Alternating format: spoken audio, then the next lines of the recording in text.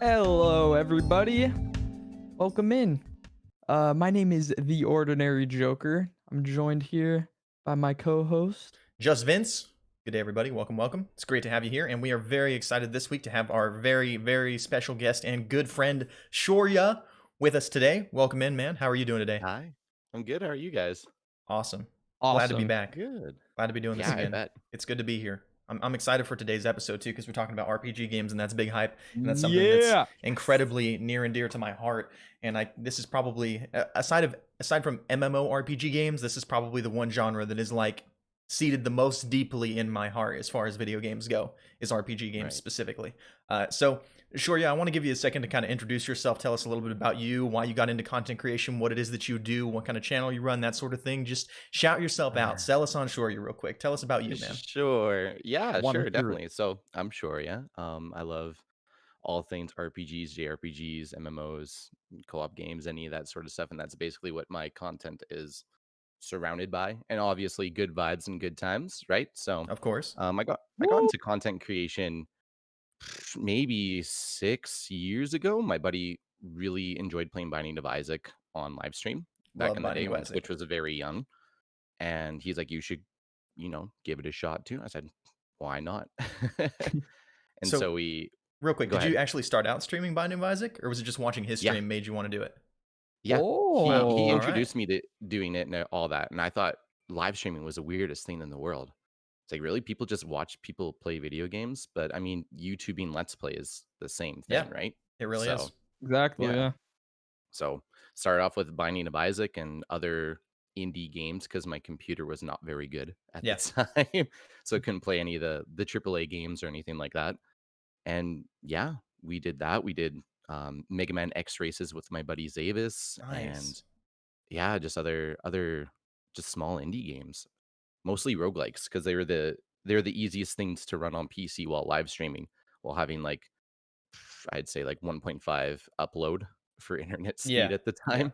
There's So a yeah, limited amount of stuff you can do with that, but I mean, make the most out of 100%. what you got. You Absolutely. made it That's work. Yeah, awesome. Yeah. dude. Right on, That's what dude. we had to do. Yeah.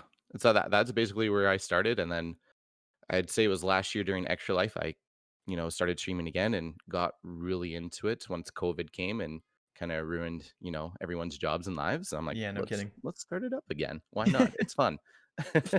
Yeah. And I think we've seen Feel that one. a lot of new content creators coming up and having a lot more opportunity to stream and like have this be a potential like source of like not only income but something to do with your time. I think people Right. don't put enough stock in the idea of feeling productive with your day. Like Hmm. people Yeah. don't realize how much value there is in like being able to go to work and do something productive with your time. And I think streaming is kind of a way to do that for a lot of people who won't have any other option right now except for to create content or do something with their time, find some way to kind of like, help out, be productive, fill their time, do something meaningful, like and impactful. Like, and I think Right. streaming is a really Yeah, good way to man. be able to do that. So That's you. Definitely. It keeps me feeling productive whenever I'm having a day where I'm not feeling like I'm functioning like a human being. Right. yeah, Keep Right. keeps me on my toes. It does. yeah. It's limitless.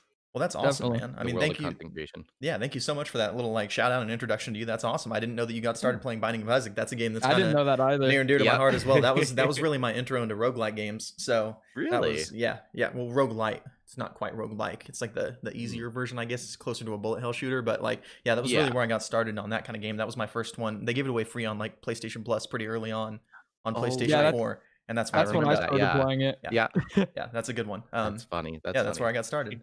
So Love it. so Great Joker, game. what have you been What doing up, this dude? week? What have you been up to, man? What have you been working Oh, on? okay.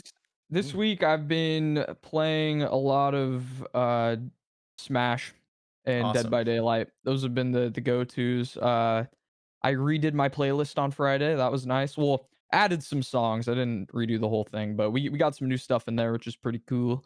How Excellent. about you, man? How's everything going with you? Dude, it has been a crazy couple of weeks. We did not have an episode last week, as many of you know, our listeners and our viewers, and I'm sorry about that. But I've had a crazy couple of weeks. So over the course of like 2 weeks, I like almost lost my voice pretty much and ended up getting like a pretty like a harsh cold almost. I'm pretty sure it was just allergies, but like I may have gotten some kind of a sinus infection because of it.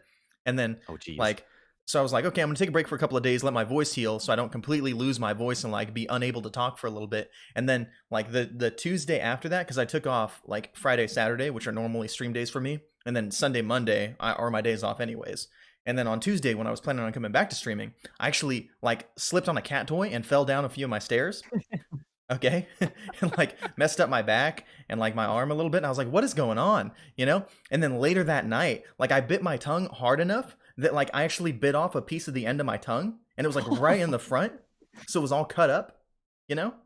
Did Like, you God. and by I'm chance break any windows or open an umbrella inside or not that I know Yeah. walk of. under a ladder? Not that I know Glass of. across But your like path. legit Yeah. Yeah. anytime I had to say anything with a V in it, like love or like anything with a D or a TH or a T or anything like that, like I'm pushing the tip of my tongue against my teeth. And it was just like stinging so badly. So I couldn't talk for like a week and a half. Like I legit like at work and everything like that, everyone was like, are you okay? I was like, I just legit like cannot talk, you know? And like I joined a Discord for World of Warcraft because I've been playing that the last week. Yeah, I do have a black cat. I guess that's technically true. And I didn't even think about that. yeah, I joined a like guild on World of Warcraft and I was in the Discord and they're all like, "Are you like from somewhere? You sound like you have an accent." I'm just like, I legit just cannot say words properly because I bit my tongue and I'm incapable of being a functioning adult apparently. I am sorry. Yeah, one guy was like, "Yeah, I've got a buddy from St. Louis who sounds kind of like you." I wasn't sure. I was like, "No, it's not that. I'm just incapable of, normal human activities, and it is what it is." That's funny, dude. Jeez. But I finally was able to stream again yesterday, and that was a lot of fun. I've been playing a lot of World of Warcraft because the new expansion just came out, and I am absolutely loving it. It feels so good to be excited about a game again. Because like I actually did end up getting Call of Duty just to play with some friends because like I knew I was gonna be losing all contact with them as soon as World of Warcraft came out. Mhm. And like I told them I was like, y'all, if you aren't playing World of Warcraft, you won't see me, you know. So I was like, and I mean, there are people who I played a lot of games with in the past, you know, like I played a lot of the last Call of Duty with them, and we've played Apex and like other games like that together, Path of Exile, like that sort of thing. So I was like, I want to get some time in with these guys because one of them I actually work with, and the rest I've gotten pretty close with. Like we'll go out to lunch and stuff sometimes. So I was just like, yeah, I guess I'll do something with the boys for a little bit. And Shy Right. mentioned that she was gonna like play Call of Duty with me, but she never actually did. I was like, okay, well that's She fine. she's got weird hours. She does. She's Yeah. always sleeping during the day and up at night and Yeah. Yeah, works every day. It's all good wild. though. All good though. Say, I just punk Shy whenever I can because she's always there. But and she's a Right, good true. sport. She is a good sport. But I She mean, is. aside from being excited about the World of Warcraft expansion, that's been my week. It's been a crazy couple of weeks. I'm just glad to be doing better and able to stream again and able to do the podcast again and to have you here, Shoria. So it's good to be Yeah. back. It's good to be We back. love you. So what Love have you been you doing this guys. week, Shoria? I know a little bit of what you've been playing because I've been watching some of it. Ooh. But what have you been Yeah, up to? we've been doing a lot. I had Necropolis gifted to me. I think it was Thursday, so we tried that out for a little bit. Did Necropolis Jack give it to you? is once Yeah, again Jack did give it Yeah, to give it to me. me too. So Necropolis is like a roguelite Dark Souls sort of game. It's pretty fun. nice. It's fairly old. It came out fairly buggy and didn't get very good reviews, but it got smoothed out later on and turned out to be a pretty good game. Sorry, my dog wants to play tug of rope, No, you're good. apparently. um, I've been doing that, been playing a bit of Persona, did some Dead by Daylight. Been working on some more videos for YouTube, just specifically some like G Fuel tasting stuff because that's always fun to do. Right on. That's Mm, cool. Other than that, that's about it. Getting ready How, for this. how do you like Persona 4 and 5? I love both of Have them to a ask. lot. Of course. It's kind of fun seeing the differences in like themes. 4 is a little bit more happier colors and everything like that, more vibrant and bright, and 5's a little bit more grim. The topics are well, as far as I I've feel like seen in 4 5.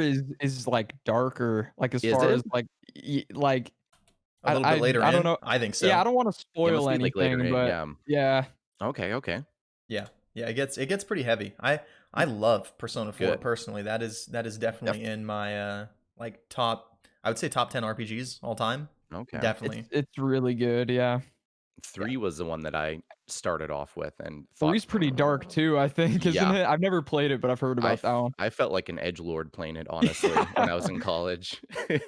It's 5's pretty good. go lucky compared to the other two, I think. Yeah. But you'll like it. They're fun games, man.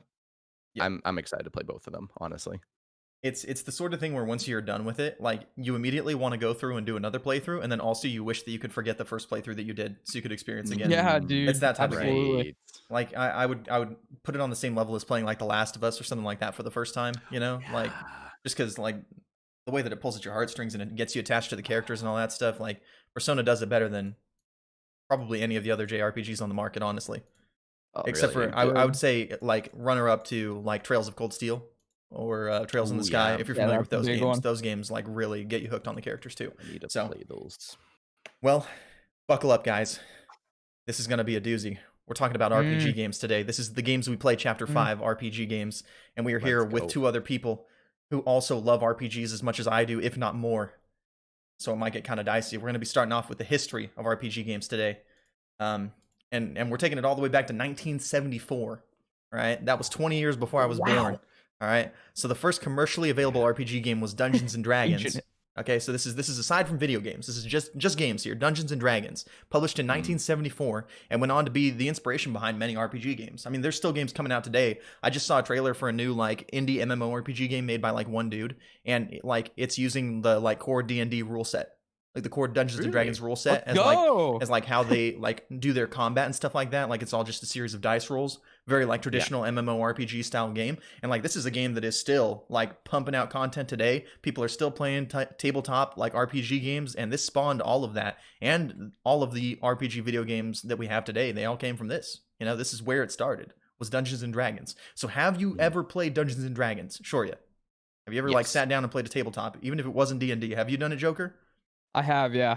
How much did you Loved enjoy it. it? I loved it. It's so much fun. 10 out of 10. Yeah.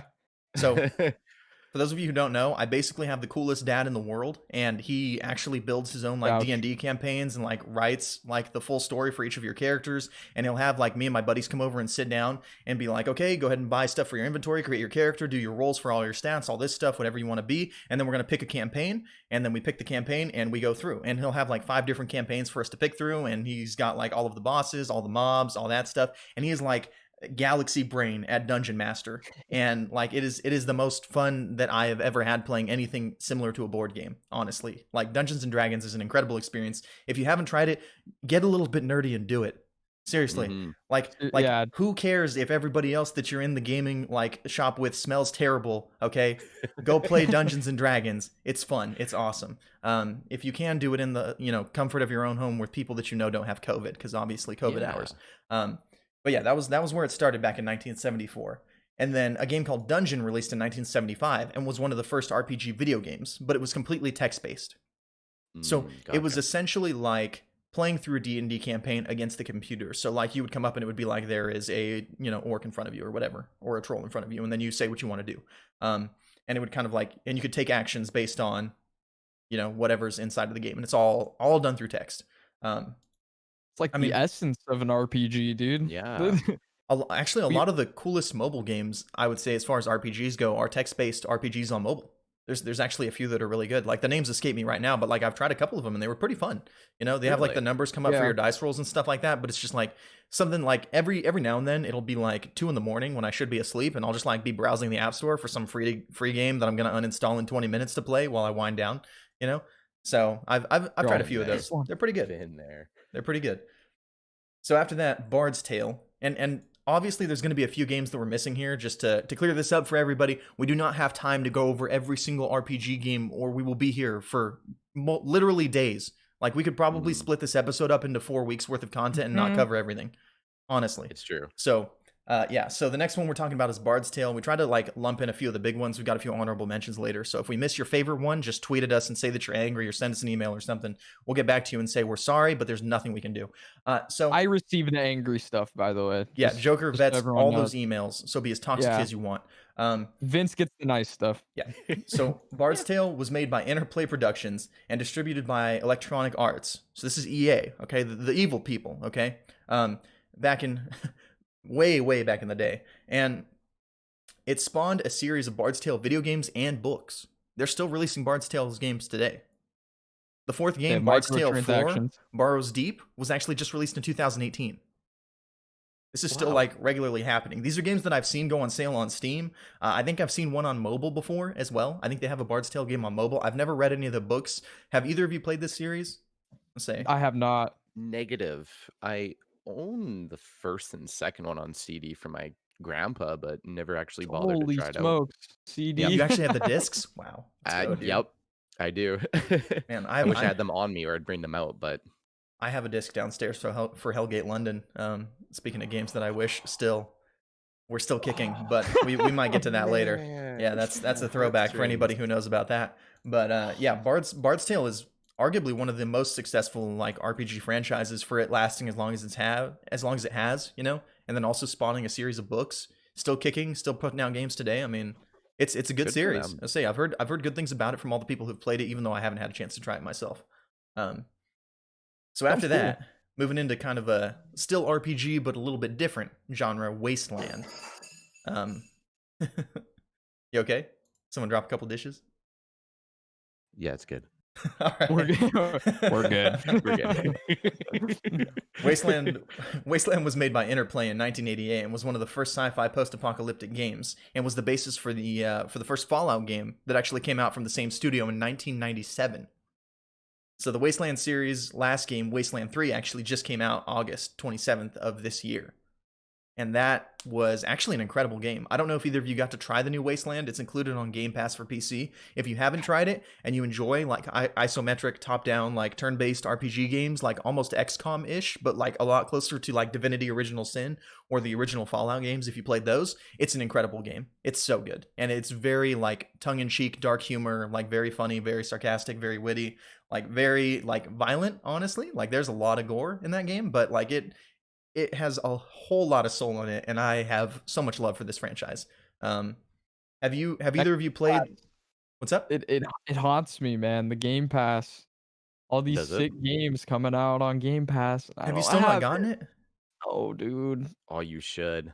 I know. It's so much Save value. some money. It's so much value. It is. I'll do it for you boys. There we go. Easy. Yeah, so You just have to remind me. I want to. I just keep forgetting. Okay. Right. Yeah, and I see Badum in the chat say, "What about Baldur's Gate?" And that is one of the games that gets our honorable mention. That's one of the games that I consider to be one of the like biggest games in the history. But like we were kind of jumping around and trying to hit like as many different angles as we could. But like Baldur's Gate, Neverwinter Nights, Dungeon Siege, like games like that really like kicked off the RPG genre on PC for a lot of people. I think like they're games that are near and dear to my heart, but unfortunately, they weren't things that we could cover on here. Yeah, but the first Fallout we did mention. It was made by the same studio that made Wasteland in 1997. Was an incredible game. Absolutely incredible game. So moving on from that one, though, we've got Dragon Quest, which was actually called Dragon Warrior when it first released in North America, and until 2005 was called Dragon Warrior. Has 11 main series entries, and I mean a ton of spin-off games. I mean, there's so many Dragon Quest games that have released. They also have, I believe, an MMO that will never come to America for some reason, even though it looks pretty great. Thank you for that, Japan. But the first one was released on May 27th, 1986. Have either of you played any of the Dragon Quest games? Yep. Many times. I forgot which one I played, but it was one of the ones that was on DS, I think. On DS? Did you play 9? Yeah, I was. Dude, I honestly have no idea which number it was. I was young when I played it. Okay. There's a couple that came out for the DS. There's a couple of remakes of the NES ones that came Dude, out. I must have been in like elementary school when I played it, so it was like probably around like 2000, or probably around 2008, whatever released on the DS around then. I'm not sure which one's released on the DS, honestly. The two that I played Dragon Quest 9, which I played on a mobile emulator, actually, and then I played Dragon Quest 11, which is the most recent entry in the series, and it's actually really good. If you're into JRPGs, it's fantastic. Very, very traditional, like cartoon style, but very like high res cartoons, like very clean cut. Yeah. Looks great. The combat is fun. Same guy that draws Dragon Ball Z. Really? I do remember that. Yeah. That's incredible. Yeah. I wonder it looks so good. All right. Yeah, it's awesome. Oh, dog. Dragon Quest pulling out all the guns. Definitely. So our next game on the list for the history is Final Fantasy, because I genuinely don't think you could talk about the history of RPG games without bringing up this game in some capacity. But the first one released December 18th, 1987 on the Nintendo Entertainment System and has spawned over 94 entries in the series, as well as a couple of terrible movies and one really good movie. But um, there are Advent Children. 15, yes, there are 15 mainline games, two of which are MMORPG games. Have either of you played Final Fantasy? I'm assuming you have. Ooh, I can only imagine if you enjoy RPGs that you've played Final Fantasy at some point.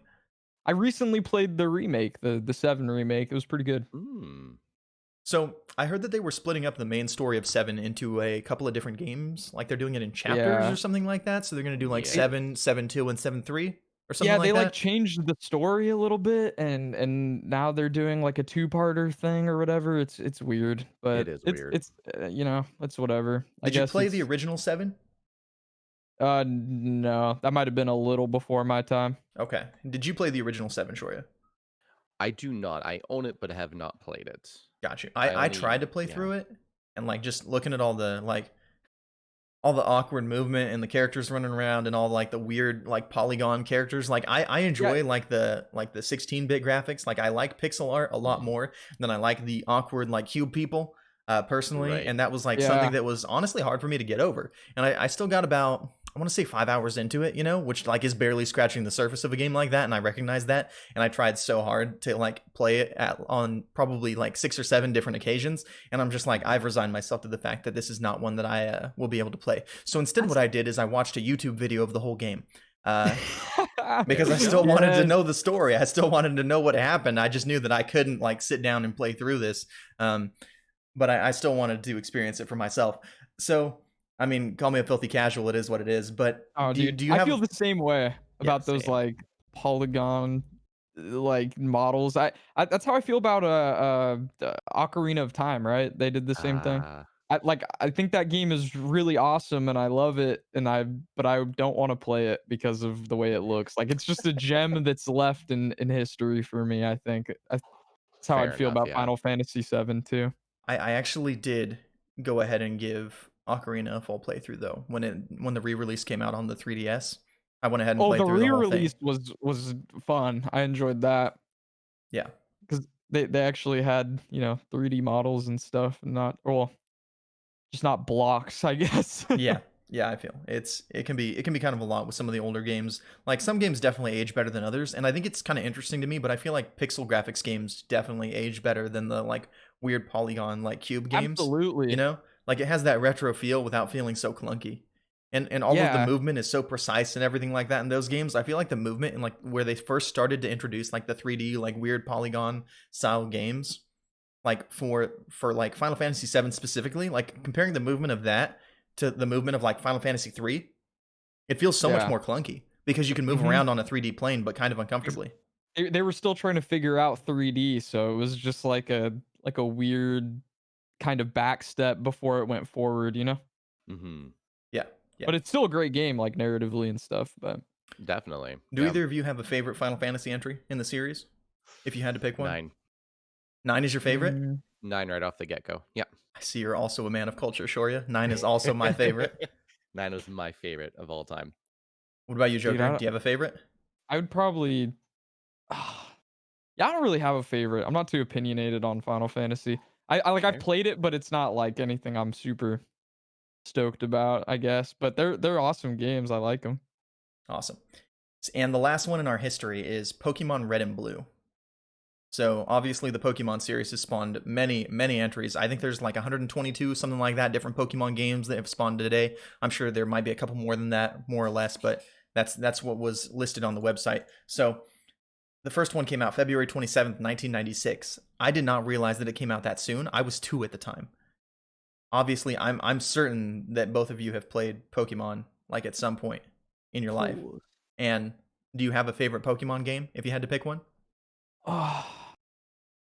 Okay, so I was born in 2000, so I didn't get to play a lot of the old ones. I know a lot of people really enjoyed those. In my lifetime, the ones that came out after my birth, I really enjoyed Heart Gold and Soul Silver. Those are probably my favorites. Yes. Those are great Yeah, choices. dude. I say even Yeah. the original Gold and Silver were quite nice. I heard those were incredible, but I They didn't get a were. chance to play it, so the remake is amazing. It's Yeah, just as good. absolutely. And being able to see things like that reimagined with the graphics of today, when it's a game that like already has so much nostalgia, and like the fact that they didn't change too much of it for it to be unfamiliar, and they didn't screw anything up. They just legit were like, here's the game with better graphics. I thought that Mhm. was excellent. It was Yeah. exactly what it needed to be. I wish they would do like a fully fledged remake in the same on the same level as like Link's Awakening. Um, or like finally give us a proper like 3D open world Pokemon game. But we know Yes. Nintendo won't do that because In Nintendo the is stuck in the Stone Pokewalker? Ages. Do you Huh? remember the Pokewalker that came Oh out with gosh. some Yep. I still have mine somewhere, dude. Mine I could probably dig it up. same. Mine's I somewhere in the depths of the basement. I used to love that, man. I would go out to the playground with my Pokemon. I'd be all, "Check this guy out." Yeah. The sprites were cool on that thing too. It was very clean. It was very well done. It's actually they've said that that's the most accurate pedometer to date, is Yeah, what I read last. that's Yeah. About to bust crazy. mine out and go for a walk, We're dude. trying to What? get Nintendo there. out here reinventing the game with exercise. All right. Right? Yeah. I say first the Wii and the Pokewalker, Yeah. Pokemon Go. Unbelievable, Nintendo. They're just firing on all cylinders, getting people to Yeah, exercise they who really typically would are. never exercise. Let's go, gamers.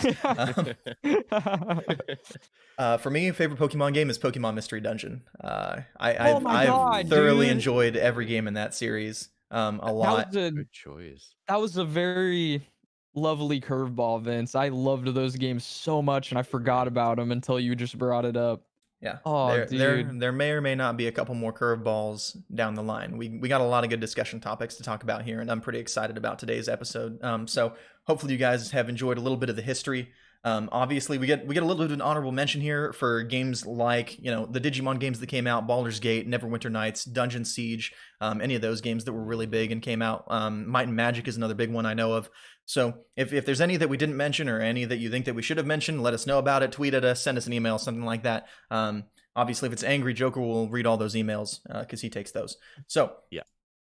moving on from the history, yeah, Elder Apple. Scrolls. Thank you, Badum. Yes, yeah. That's a huge I one. say Yeah. definitely one of the biggest like reinventors of the open world RPG genre multiple times. If you consider the impact that Daggerfall, Oblivion, Skyrim had on the industry, Gothic, yeah, definitely, Oh, definitely, Gothic. Yeah. If yeah. So only we added Elder Scrolls to our list. and I mean, and see, Hmm. and yeah, and Hmm. that's why like we were like, we gotta weed down the list a little bit. We gotta hit on the big ones. We gotta hit on like the really old games where we can, and then like the really like massive games that we think that a lot of people will have a lot of love for and recognize in some capacity.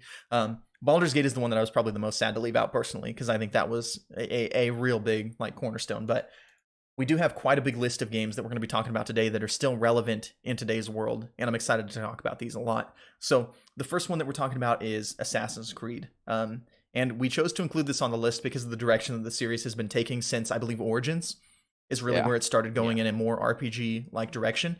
And how do you guys feel about this? I mean, Assassin's Creed Valhalla being the most recent one, I've heard it's been received critically very well. I haven't played it myself. It looks incredible. I love anything Norse Vikings themed, but the RPG mechanics in Ubisoft games specifically tend to feel really shallow to me. But I Mhm. haven't Yeah. played this one. So, have you I played it yet, Shoria? No, I have not. I've just Okay. been watching Joker play it. Yeah, same. That's all I've seen of the game is Joker's gameplay. So I'm gonna field this one to you, Joker. So tell I us a little bit about the RPG elements in this game specifically and how much you like them. so I can vouch for that. I do believe out of the RPGs I have played, it is a bit shallow. But I can applaud them for adding more stuff. Like, it's impressive how far the reimagined series has come since Origins. Like, it was so bare bones. Like, okay, just hit this guy for 20 minutes and he dies in an Assassin's Creed game, and then they've kind of went from that to Odyssey, which was a cool game, but not really an Assassin's Creed game, but still more of an RPG for sure. And then I feel like with Valhalla, they finally found kind of a better balance. I wouldn't say it's perfected yet, but like there's a good balance of these RPG elements that they've been trying to put in their game for the last like 4 or 5 years, and then the Assassin's Creed stuff on top of that as well. So you can choose to get in these big brawls with people, choose your own dialogue choices, pick your gear, but at the same time, you can still be that guy who's like sneaking around on rooftops and bushes and one-shotting people. They finally allowed you to one-shot people with a hidden blade, so that's cool in an Assassin's Creed game. Well, Considering a blade to the neck usually kills people. and I mean, and as much as like a lot of people would be like, "Oh, Assassin's Creed isn't a, typical RPG game." I mean, they're definitely taking it in that direction. And I feel like any game where you're in a video game and you have the freedom to say, "I'm going to make my character this way and play it this way and play through the entire game on my own terms and do it in this direction." I think at its core that Yeah, is the RPG game. So the fact that you can choose to be a brawler and a scrapper and go in there and fight every single person if you want to, or you can go in stealthy and you can go in and like one shot somebody real quick, like that sort of thing, and like use the weapons that you totally. want to use and the gear that you want to use, and it has different looks to it and all that stuff. Like I think that it's enough of an RPG to make it on this list, and I think that it's a good enough game overall to be considered in potentially the top 10, maybe top 20 RPGs that'll come out this year, Yeah, realistically, definitely. Yeah. from what I've seen of it so far. I mean, Narratively too, there's a lot of stuff like the dialogue actually does affect the story in more ways than you would think, which I think is really cool. You can like choose where you want to do your next missions, which is kind of like whatever, but like while you're in those areas, there are things that you can do or things that you can like investigate before something happens in the story that will like affect it in different ways. yeah. Pretty cool. A lot of It's good to diverging hear. paths. Yeah. And you mentioned that you hadn't purchased it yet, Shoria. So, I mean, is this a game that Mhm. appeals to you in any way? I mean, is there a reason that you haven't bought it yet? Money. Yeah. I mean, it's expensive, you know? It Feel is. that. Games are so expensive, especially living in Canada. They're about $80. Jeez. So Yeah, that's it's an crazy. investment. You got to make sure that you want to play the game. You have a need to play the game. I do, but yeah, money. Money's the biggest thing. It looks really good, honestly. Well, and I look at a game like that, and I mean, it looks like something that I would enjoy, but I don't want to play it more than I want to play Persona 4. And Persona 4 just released on PC Mm, and is $20, and that is a yeah, masterpiece of a game. It's a That is banger. that is easily in my top 10 RPGs of all time. And Yeah, like dude. Assassin's Creed Valhalla cannot hold a candle to that. Unfortunately, it's an incredibly different game and caters to a different audience, and I get that. But at some point, you got to look for value for the money. We all know that Ubisoft games are exactly. going to drop off in price in another like 6 months. It'll be available for 20 or $30, and True. 30 for the gold edition with all the extra content. So Exactly. I think there's a I'm very fair argument to be made for not getting it yet, but at the same time, experiencing a flagship game that is supposed to be something that's coming out with the new consoles and all that, and showing off these new graphics and all the new mechanics that they put in the game, it's such a good feeling. So like I don't fault yeah, Joker dude. even a little bit for picking this up day one. I'm an Not absolute at all. sucker for Assassin's Creed, so Yeah, it was bound to happen no matter what. Yeah, and it's a series that you love. I mean, yeah, Yeah, that's a no totally. brainer for me. exactly.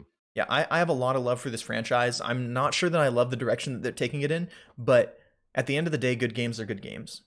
So regardless of whether or not I would like something that's a little bit closer to Assassin's Creed 2 or even the first Assassin's Creed, like because I really enjoyed those games a lot, and I'm not sure that I want my Assassin's game to be an RPG game. I like how much I see in common with the newest one with Black Flag, because I still maintain to this day that Assassin's Creed Black Flag is the best pirate game I've ever played. So It's good, not a dude. very good Black assassin Flag was game. amazing. It's not a good assassin game, but it is the best pirate game I've ever played. Oh, Um, so good. so as long as they take it in Totally. that direction and just call it Assassin's Creed, I mean, I've mentioned this before. Like, I would be perfectly fine if they just called it, "All right, we're Vikings." Yeah, I If mean, that was the title of the last game, that would do it for me. I'll be honest, like this game, they've actually done a really good job at integrating the whole assassin lore into the Viking thing. But Odyssey, that was all right. We're Spartans. Yeah, Like that exactly. that one was beyond me, dude. There was nothing assassin about Odyssey. I don't No, care what you hey. say. It was a fun game, but like it was not Assassin's Creed. Exactly. Yeah, and those are the last two that I played. I actually played both Origins and Odyssey, and they both gave me that same feel. So, Gotcha. yeah, definitely interested to see where they take the series moving forward. But I do think that they've found a formula that works for them, and they're trying to improve on it. And that's something that Ubisoft does with all of their games. They find something that works for them that they think has a good groundwork here, and then they just build on it. And they Yeah. build on it until it's good and until it works. I know that there's been a lot of disappointment with the latest Watch Dogs game, as far as like not wanting to play it for very long. Like, it's a cool idea, but we'll see what they Yeah. can do with that series, because that's one that's pretty close to my heart too. I'm waiting So for multiplayer with that one. it didn't launch with multiplayer. Nah, it's supposed to come out Oh, in December. Even Watch Dogs okay. 2 launched with multiplayer. Yeah.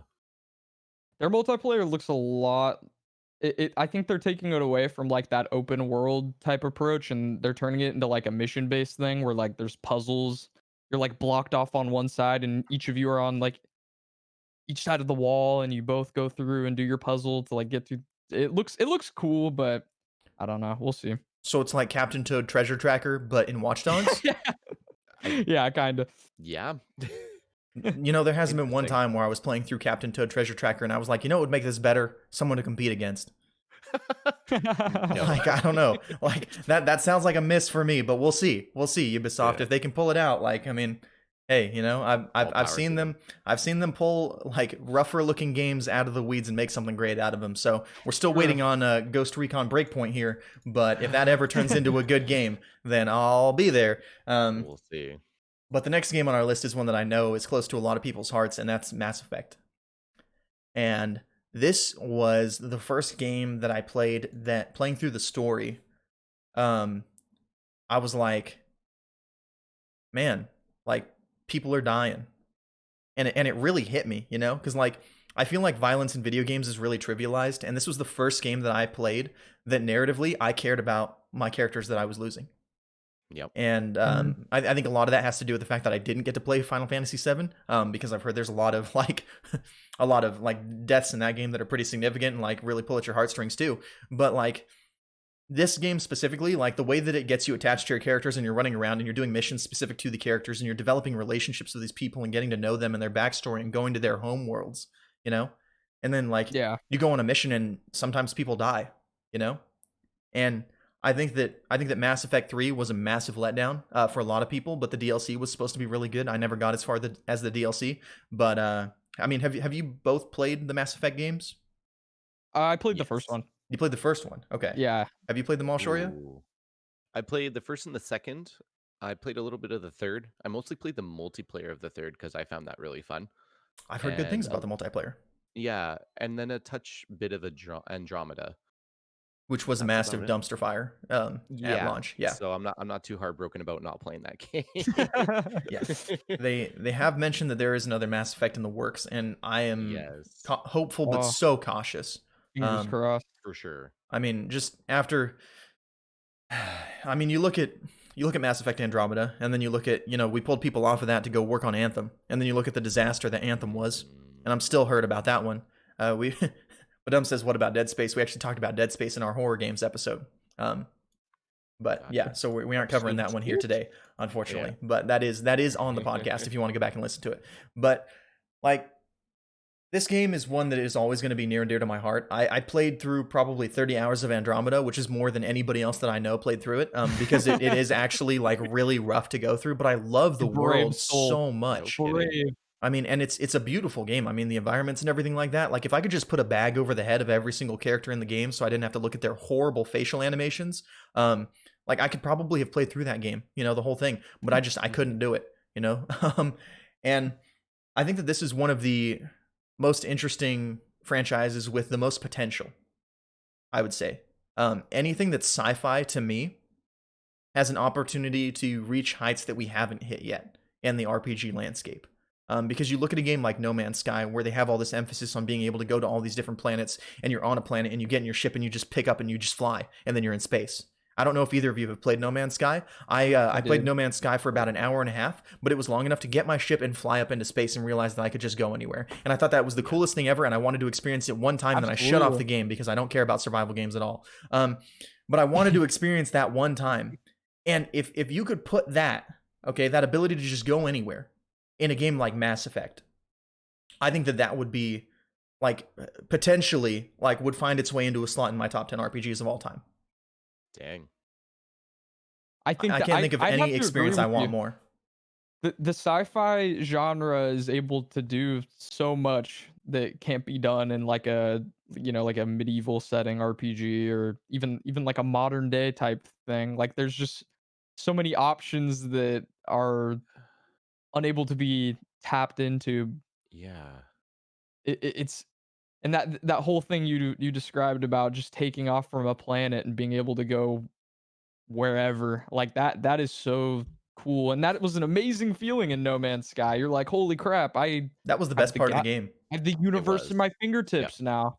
That's the feeling that you want, I think, when you're playing RPGs is like like just the thought that you can do anything. Mhm. I like that. Just complete freedom. The Same. options are certainly, like, endless in that case with space and that, whereas, like, Yeah. medieval and such is And then you kinda have limited, yeah, you know? totally. You have all that technology too, like aside from just Yeah. being able to go out anywhere, you can shoot lasers and, Yeah. maybe have like psionic powers or something. I don't Yeah. know.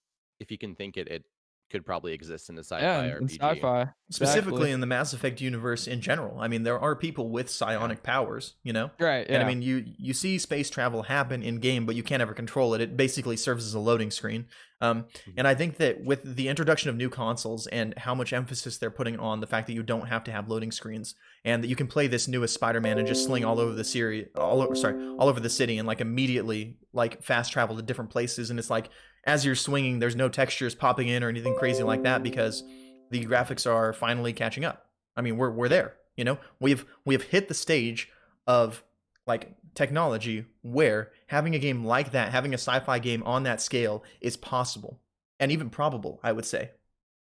And I think that the next like big RPG game, realistically, it's going to be whoever's coming out with the next big space RPG next that actually works. Yeah, that'll be huge.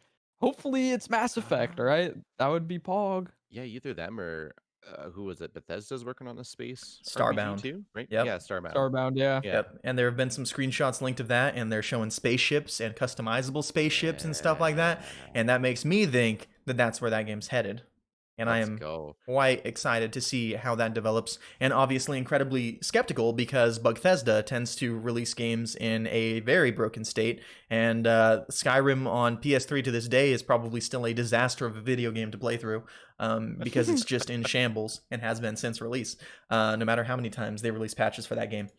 But Mass Effect, I mean, this is a game that I love. It's a series that I love. I have so much love for the characters. I actually thought that Andromeda was a decent game on its own merits. I thought the combat was really good. The world was beautiful. The RPG elements could have been a little bit deeper, but at the same time, I think the only area that it fell short was on story, which matters a lot to me. This Red Dead There you game, go. yeah, the Is that the trilogy, yeah. trilogy? Let's go. Are you gonna get the new one? Sure is. Oh, Are you gonna get What's the new that? trilogy, the remaster? Yes, 100%. Yeah, same. Definitely. let's I wanna go. get it. I wanna Are see you gonna how it stream it? performs on the new consoles. Maybe.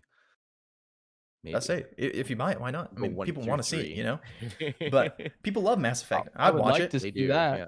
Yeah. Do you have any interest in buying the remastered trilogy, seeing as you've actually only played the first game, Joker?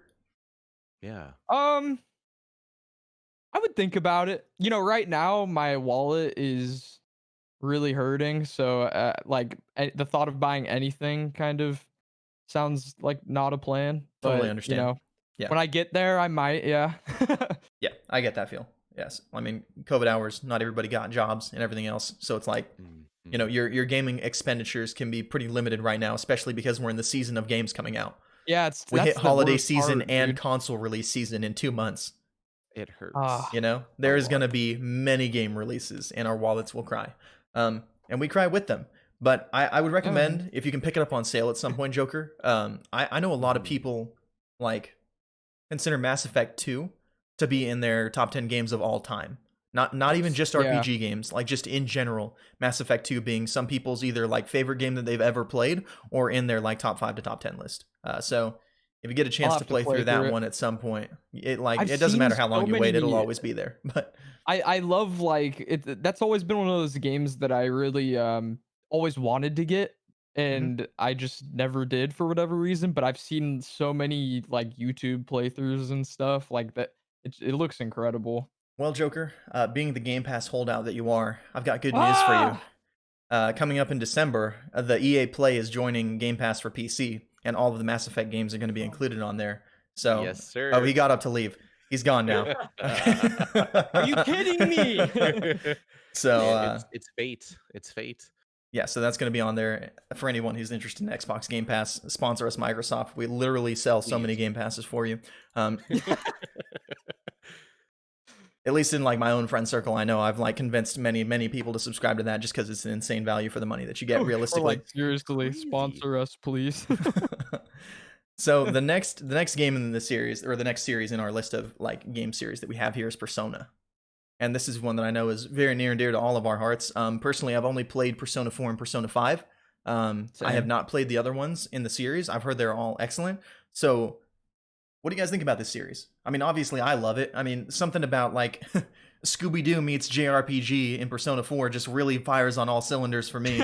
Like that really like checks all of my boxes, and I absolutely love and adore that game, and the relationship that you develop with your characters, the RPG elements, all the different personas that you can get. The boss fights are interesting. I think the way they design their levels is brilliant. The life sim aspects added in are pretty cool, as like something that Yeah. I don't typically care about. It's like just casual enough of a life sim that like I can Yeah. do it without feeling like I'm having to play Rune Factory or The Story life of sim Seasons or something like that. Factory. Yeah, yeah, and I really enjoy when games like that take the life sim and it's not just like something you're doing to burn time or Hmm. to like actually simulate like it everything you do in the life sim section will increase like your stats or like your friendship level with someone which then helps you in battle or like there's always a purpose in anything you do in the life sim part. It's never just like idle time. Yeah. Mhm. There's always a purpose in those games. Yeah, There's always a day is not wasted. There's something you can't can do be. to increase like your social links, your levels, for instance, or if you have a job or something to get extra money you're grinding for. Like there's always something to do in Persona games. That's probably the most, like, life sim part that is just the job part, that all you're getting Yeah. is money from that. That's like Yeah. that's like as bare bones as it gets for the life sim sections. And Very that was much. honestly my favorite thing about these games is like when I first started having to do the live sim part, I was like, oh, this might not be the game for me. And I actually put it back down the first time I played it when I got to that part. Because Oh. I'm like that averse to like I don't play what is it, Animal Crossing like at all. I don't play The Sims. I don't play, like I said, like Story of Seasons, not my kind of thing. It's just not something I've ever been interested in. I recently played like Rune Factory 4, and I think it's an awesome game Mm, and it's really cool. But like all the farming elements and stuff like that, I'm like I could care less. Like I like Yeah. RPG games. That's my thing. I don't want to right. do real life work in the game. That's not fun for me. See, That even, was like, Rune Factory, it's like all you're just farming to farm, right? If I remember correctly, you're just to make money? Like, well. You can do you actually get stats? I grow don't remember. dungeons out of your Oh, Wait, vegetables. You what? can grow a whole dungeon and then go inside of the vegetable dungeon and find loot in there. Like it's yeah, the game gets heavy. Okay, it's pretty freaking cool. And that's actually why. Hold on, don't buy it. Okay, don't buy it. It'll go on sale. It just went on sale and then came off sale again recently. So just wait patiently. It's a cool game. Okay, yeah, you'll Rune be Factory okay. is super sick. But like yeah, I never got that far in 4 to where you could grow a Neither did vegetable I, dungeon. yeah. yeah, That's insane. yeah. Pretty like it's apparently pretty deep in the game, but like very cool. And unless I'm thinking about a completely different game, but I'm like 99% sure that that's what it was. Like I could have sworn that I saw that. Okay. Anyways, if I'm wrong, tell me I'm wrong. Tweet at me angrily, okay? Because I was wrong on this one. But like Or at me. the first time that I played Persona and I let it down because of the life sim aspects, I was like, I really don't want to be doing this in my game. And then I picked it up the second time because people were like, no, just keep going. It's worth it. It's worth it. It is. And I was like, fine, I'll keep going. And I kept going. And then like you said, I started to realize they reward you for everything that you do in the live sim aspect, like in the actual RPG sections of the game too. Like it Yeah. helps you with the relationships that you're developing in combat and the links that you develop with other people, and you can get new items and skills and money to buy equipment and all that stuff. And that's all things that you need to be doing to further your character. And I was like, okay, so when you put it that way, like and like the at how much of an impact like the live sim aspect had on the story too, where it was like you were getting Mm, story beats as you were doing your day-to-day activities, not just the grind in the same way that you would in Animal Crossing, where it's like you were just grinding and getting your bells and paying off your Just loans. doing it to do it, yeah. Like, and because that exactly. doesn't Yeah. appeal to me. Like I want to be progressing in some way or furthering like the story in some way. And like I think that Persona is the perfect balance for me of life sim and RPG game. At least Persona 4 specifically and Persona 5, because those are the two that I've played. But Yeah, those are the only 2 I've played too, so but I relate. Gotcha. Also, from an aesthetic standpoint, dude, like the Persona, specifically like 4 and 5, they are so visually pleasing to me. Like the whole with 5, like the red, white, and black theme where it's like everybody's all outlined and Yeah. stuff. Like I just love that. That's so It's it doesn't have to do with any of the raw gameplay or whatever, but like, goddamn, it is a great looking aesthetic, dude. I love it, man. I can't get Artistically, enough. these games are Yes, brilliant. dude. I mean, these games are brilliant. Beautiful. You know, Persona They 4 are. Golden come out as long as it has ago. Like all of the cutscenes and like the very like anime cutscenes are incredible. They're so well done and well drawn, and the music is absolutely fantastic in these Oh, games. dude, the Yes. music. The I music's forgot so about good. that. Oh, Thank you for oh, actually like doing that instead of just saying chef's kiss. Like you don't know Yeah. this, yeah. but like every now and then when you're streaming, you'll go chef's kiss, and like that's one of my pet peeves. My wife will tell you all the time. Like I hate it when people do that. I'm like, just do it if you're gonna do it. Don't say chef's kiss. People can tell what you're doing. You don't I'm need gonna to have to say it. say chef's kiss more, dude. I say anytime you see me I'm in there now, you're gonna do it. I know that. yeah, Gosh I'm gonna darn do it. it now. You shouldn't have said anything, dude. Uh-oh. Well, either way, I appreciate you doing it right for one time. But real Never quick, again. shout out to Erica in the chat. That's my wife. She said Room Factory 4 is indeed where you can grow the plant dungeon. The seeds are just hard to come by during each season. So, boom, my memory working Hey. just when I needed it. It's perfect. So you've also played which Persona game, Shoryia? 3, 4, and 5. And which one is your favorite, if you had to pick one? I'm a little biased because I started off with 3 and I really enjoyed it. Um, but 5 would be close second. But it's hard to grade them because they're all just so good just Yeah. by themselves in their own entities. They're so good. They bring something different So in tell us a terms little of bit about aesthetics. the story of 3, because as someone who hasn't gotten to play it, Oh goodness. just like a quick Um, like cliff notes, no spoilers, just like shout it out real quick. What's the premise? it's been about 8 years since I played it. It's almost the same thing where you have to, you go to a school. Instead of like cards or ripping off a mask off your face, you put a gun to your head to Shoot summon your yourself in the persona. Yeah. Oh, Yeah, you don't wow. actually like kill yourself or anything like that, but it's a gun. I think it's called an invoker or something like that. Spirit Isn't it spirit like gun basically, brain gun, like Yeah. to summon your aren't they like persona. invoking your fears or something? Like it and to summon the persona? Oh, Yeah. Yeah. wow, that's cool. I Other mean, than that that, actually sounds kind of awesome. it's It's good. edgy, dude. I hope they remaster that one as well, just like how they did Persona 4 Golden, Yeah, because it'd be great for more people to experience that game too. It's a little dated in some of the mechanics and stuff in terms of like there's no like jobs or anything like that. It's pretty base like, life sim, dungeon crawling, Persona sort of game.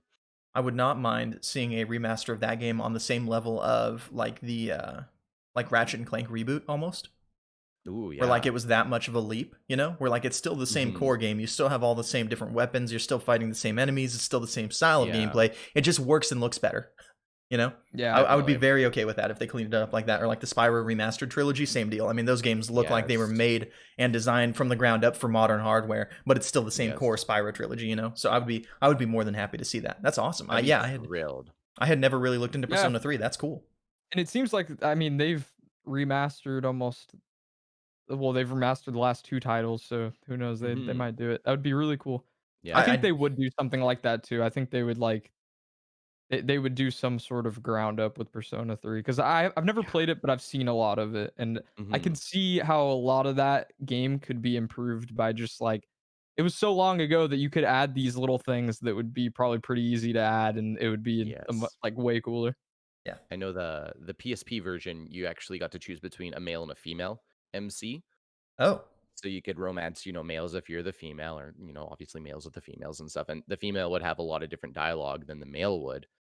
And then another good thing about the PSP one is you could actually choose what your allies do in battle. wow. In Persona 3 for the PlayStation 2, you could not. You couldn't Hmm. choose what they did in battle. You just had to let the tactics do it, and it was frustrating. Because you'd have like your ally, oh, I need to get healed, and she doesn't heal you. She decides to attack the enemy Yeah, instead. that's So it's like I literally every single one of your allies is Donald Duck from Kingdom Hearts, yep. Pretty much, yeah, that's exactly it. just completely unable to function properly when you need him to. He spent all of his mana curing himself at full health like 15 Exactly. minutes ago, and now you're about to die on the boss fight. Yeah, and the main character dies, game over. It's like, why didn't you heal me? Yeah, yeah. I always wondered like in Persona 5 because you can change if you want to be in control of each character or if you want them to like autopilot or whatever. Like I Yeah. always wondered what would possess somebody to want the character to control themselves. Like maybe if I was on like the Oh. easiest difficulty and I was playing for the story or something, like I Mm, guess, but that'd I be don't the know. only time I do it too. That's literally it, I think. That was the At most least the options infuriating there. part. Yeah. I don't know. If I literally was not capable of deciding I wanted to be healed on my own, then I would want it to be controlled for me. That is Yeah. literally the only environment in which I would want that to happen. Mhm. I don't know. Like I can't think of a time. It makes way more sense to let you just control them on your own. Yeah, But Yeah, exactly. I don't and it understand. does. Yeah, and I mean, you can the tactics are all different, right? You can be aggressive, you can heal, support, and stuff like that, and you can change it on as long as you're on your main character, right? But it's like you guys said, it's so much easier to just control your character, your party's actions. So much Yeah, simpler. maybe like a 2-minute time saver every fight if you just let them do Yes. it. I guess that's the advantage. Yeah. yeah. Well, right on. Well, Yeah, moving on to the next game in our series. This is one that personally I'm pretty excited about, The Witcher. And Mm. this is a game that Mhm. recently blew up quite a bit. Was originally based on a book series before it was actually sold to the developers. And I can't remember how much they bought it for. I want to say it was somewhere around $20,000, maybe 60,000 that they bought the series from the guy. And he got super mad Wow. later on because the game absolutely blew up and is now a blockbuster he's and has all pretty much put CD Projekt Red on the map as bro. a game studio. Yeah. Um, That's crazy. yeah, Mostly after 3 though, hey, because 1 and 2 1 wasn't talked as much as 2 was, I think. one was not talked about very much at all. Yeah. 2 was a big deal on the Xbox 360, I believe. Um, Mhm. Yeah. but still was considered to have pretty terrible combat, but like an incredible narrative story. Mhm. And then 3 was when it really hit the mainstream because people were really hungry for a good, solid, like narratively driven open world RPG game that was like beautiful and the combat was good enough. I won't say that it was good. It was good enough. Um, It worked. and then like Sometimes. all yeah, exactly. It worked occasionally. All of the relationships that you developed with your characters were incredible. The monsters that you fight, how deep of an RPG it was, like everything that you can do with all the different bombs, potions, sword oil, all the different monsters you have to hunt and fight and research to be able to do it, especially on the higher difficulties. Like, I mean, this is a Yeah. deep masterpiece of a game and Mhm. like definitely blew up with the third game. I mean, enough that it got a TV show. I mean, the TV show being more closely related to the books than the actual game. Um, Right. for those of you who didn't know that, like it's more based on the book as the source content than the game. Um, and I believe it got confirmed for a second season already. And I'm incredibly excited for everything Witcher related. And CD Projekt Red, as far as I'm concerned, could like take a hot steaming dump on a plate and tell me it's gold, and I would believe them. I mean, I have so much love for that studio and for all of the work that they've produced so far. Have either of you played The Witcher 1 or 2? I never played him. I've seen him though. I played the first one on PC when it first came out Wow, all on right. my grandpa's computer because his computer was always up to date and, great for PC gaming and stuff. Yeah, And then the second one I did play on the 360. nice. How did you like the first Yeah. one? Because I haven't gotten to play the first one. The first one was okay. It was okay. It was a struggle to get through, to be honest. It was at a time where I needed a game to play, and The Witcher was the RPG I wanted to play. I'm like, all right, let's muscle through it as much as possible. Oh, I get that. I mean, at some point in my young life, I think when I was, I want to say, oh gosh, probably 7, 8 years old potentially. I had a Nintendo 64 and went to Blockbuster to rent a game because my sister wanted to rent a Damn. movie, and I rented Superman 64, and that was the game that I Yeah. had, and it was I'm so terrible. sorry. It was so bad, and I played it. I played it for hours. I flew through those stupid rings poorly as Superman, and it was awful, but it was fantastic. So believe me, I get it. You know, if a game is good enough and it's what you have and it's worth it, play through it. I feel Definitely, that. yeah. And And so like, go ahead, go ahead. I was gonna say, and at that time, where you didn't have that many games to play, you had Yeah, to play what you had, right? So absolutely. that that was it for me too. Not Yeah. everybody had this massive like massive like black hole in their lives that is their Steam library of unplayed games. So nowadays it's a Mhm. little bit different, but back then, yeah, it really was you had what you had, especially if you were a kid and didn't have your own, source of income for the most part. It was just whatever, whatever everybody else gave Exactly. you. Um, Yeah. was the story in The Witcher 1 good enough to warrant the rest of everything else being as clunky as it probably was? Going based only on my experience with The Witcher 2? If my memory serves me correctly, yes. Okay. How old were you when you Uh, played it? Do you remember? I was about I think it came out when did it come out? 2007, 2008? I would have been 16, 17 years old. Nice. Okay. Okay. So Yeah. definitely old enough to So at a least while. appreciate narrative in a story Yeah, and that sort of thing. Okay. Perfect. All right. Let's exactly. say I want Yeah. to make sure I wasn't asking you about your opinion narratively on like the character development when you were like 8 or something like that. You know what I mean? Eh, Like I'm not, no. I'm not out here expecting some like deep dissection of the plot from Right, from an 8 year right. old. So okay, right on. Well, that's good, and that's the main thing that really kept me going through The Witcher 3 specifically and The Witcher 2 as well, which I actually started playing The Witcher 2 when The Witcher 3 got announced because I thought it looked incredible. And I wanted to play through it for that reason. And I had heard good things about The Witcher 2 already and started my playthrough of it. And it was rough. Like the gameplay was rough, but the story was absolutely incredible. And the way that they build relationships between the characters and like all of your different like romance options and things like that. And you can just be like man whore Geralt if you want to. And that's awesome and good for him, Yeah. And like, and I think that these are fantastic games, and I think that they put the emphasis in just the right place of the RPG aspect, where like the RPG elements don't seem super deep from like as far as like allocating stat points and all that stuff. Like there's usually a core build that's pretty good to go down, I think, for how you want to play, and it's pretty straightforward what you want to do. But like your options for combat, as far as like researching the monsters, if you want to go in, and you want to research them, and you want to get the right trap, and you want to get the right, oil for your sword, and you want to make sure that you're prepared, and you want to make sure that you know where its weak points are and what it's weak to, and you want to know where it lives and where you can hunt it, and you track the beasts and all that stuff. And it's almost Monster Hunter-esque, and I love it. I love it Yeah. because I don't have to sharpen my weapon over and over again in the middle of combat. I love it. Hey. Playing on the hardest difficulty, like you mentioned earlier, like that stuff matters so much too. Yeah. Like honestly, I would Does. almost recommend playing on the hardest difficulty just to give it more of that giving those things meaning, like the sword oil and and using certain spells on certain monsters. Like that stuff is that's a fun take on gaming, dude. I like that stuff a Mhm. lot. Absolutely. Strategy. And it's funny Same. because I feel like when you're selecting the difficulty options, how most of the time you have like a breakdown of like the intended difficulty that they want you to play it on is normal. I feel like for the Witcher devs, it's like they designed it to be played on the hardest difficulty, and they were like, all right, these pussies, we got to figure out something else for all these guys over here because they're not going to be able to figure it out, and we know that. So, Yeah. let's water this down here, here, and here. But like Slow. realistically, like the core game where they want you to play it is for you to have to do all of those things to succeed. I do Yeah, believe that. dude. And it's so cool too, because like you really will just get killed in 1 to 2 shots if you're not playing against that monster the right way. So it's got that level of realism to it, I think, when you go higher up. Plus the Exactly. planning, Yeah. chef's kiss. Would you say that's chef's kiss? Okay. Personally, I wouldn't, but I could understand why some people might if they hate me. But I don't hate you. I have so much love for this franchise. I think it's incredible. I think CD Projekt Red are fantastic developers. I think they do a really good job of taking care of their employees. I think that a lot of like controversy has come out recently about like crunch and all that stuff and having to work overtime. And to anybody who, and I'm not here saying it's okay to exploit your workers. I'm not that guy. Okay, I'm part of a union at my job. I appreciate the work that my union does. But if you are signing up to be a game developer, if you are in any job where you have deadlines, I think that you recognize and you're kind of accepting the fact that at some point you're going to be like, we have to get this done, and you get it done. And I don't Yeah. think Yeah. it's the type of environment where the employees there feel like they're being taken advantage of. I think that they're definitely going to have to work long nights and long hours. But World of Warcraft just launched recently, Thanksgiving week. Insane.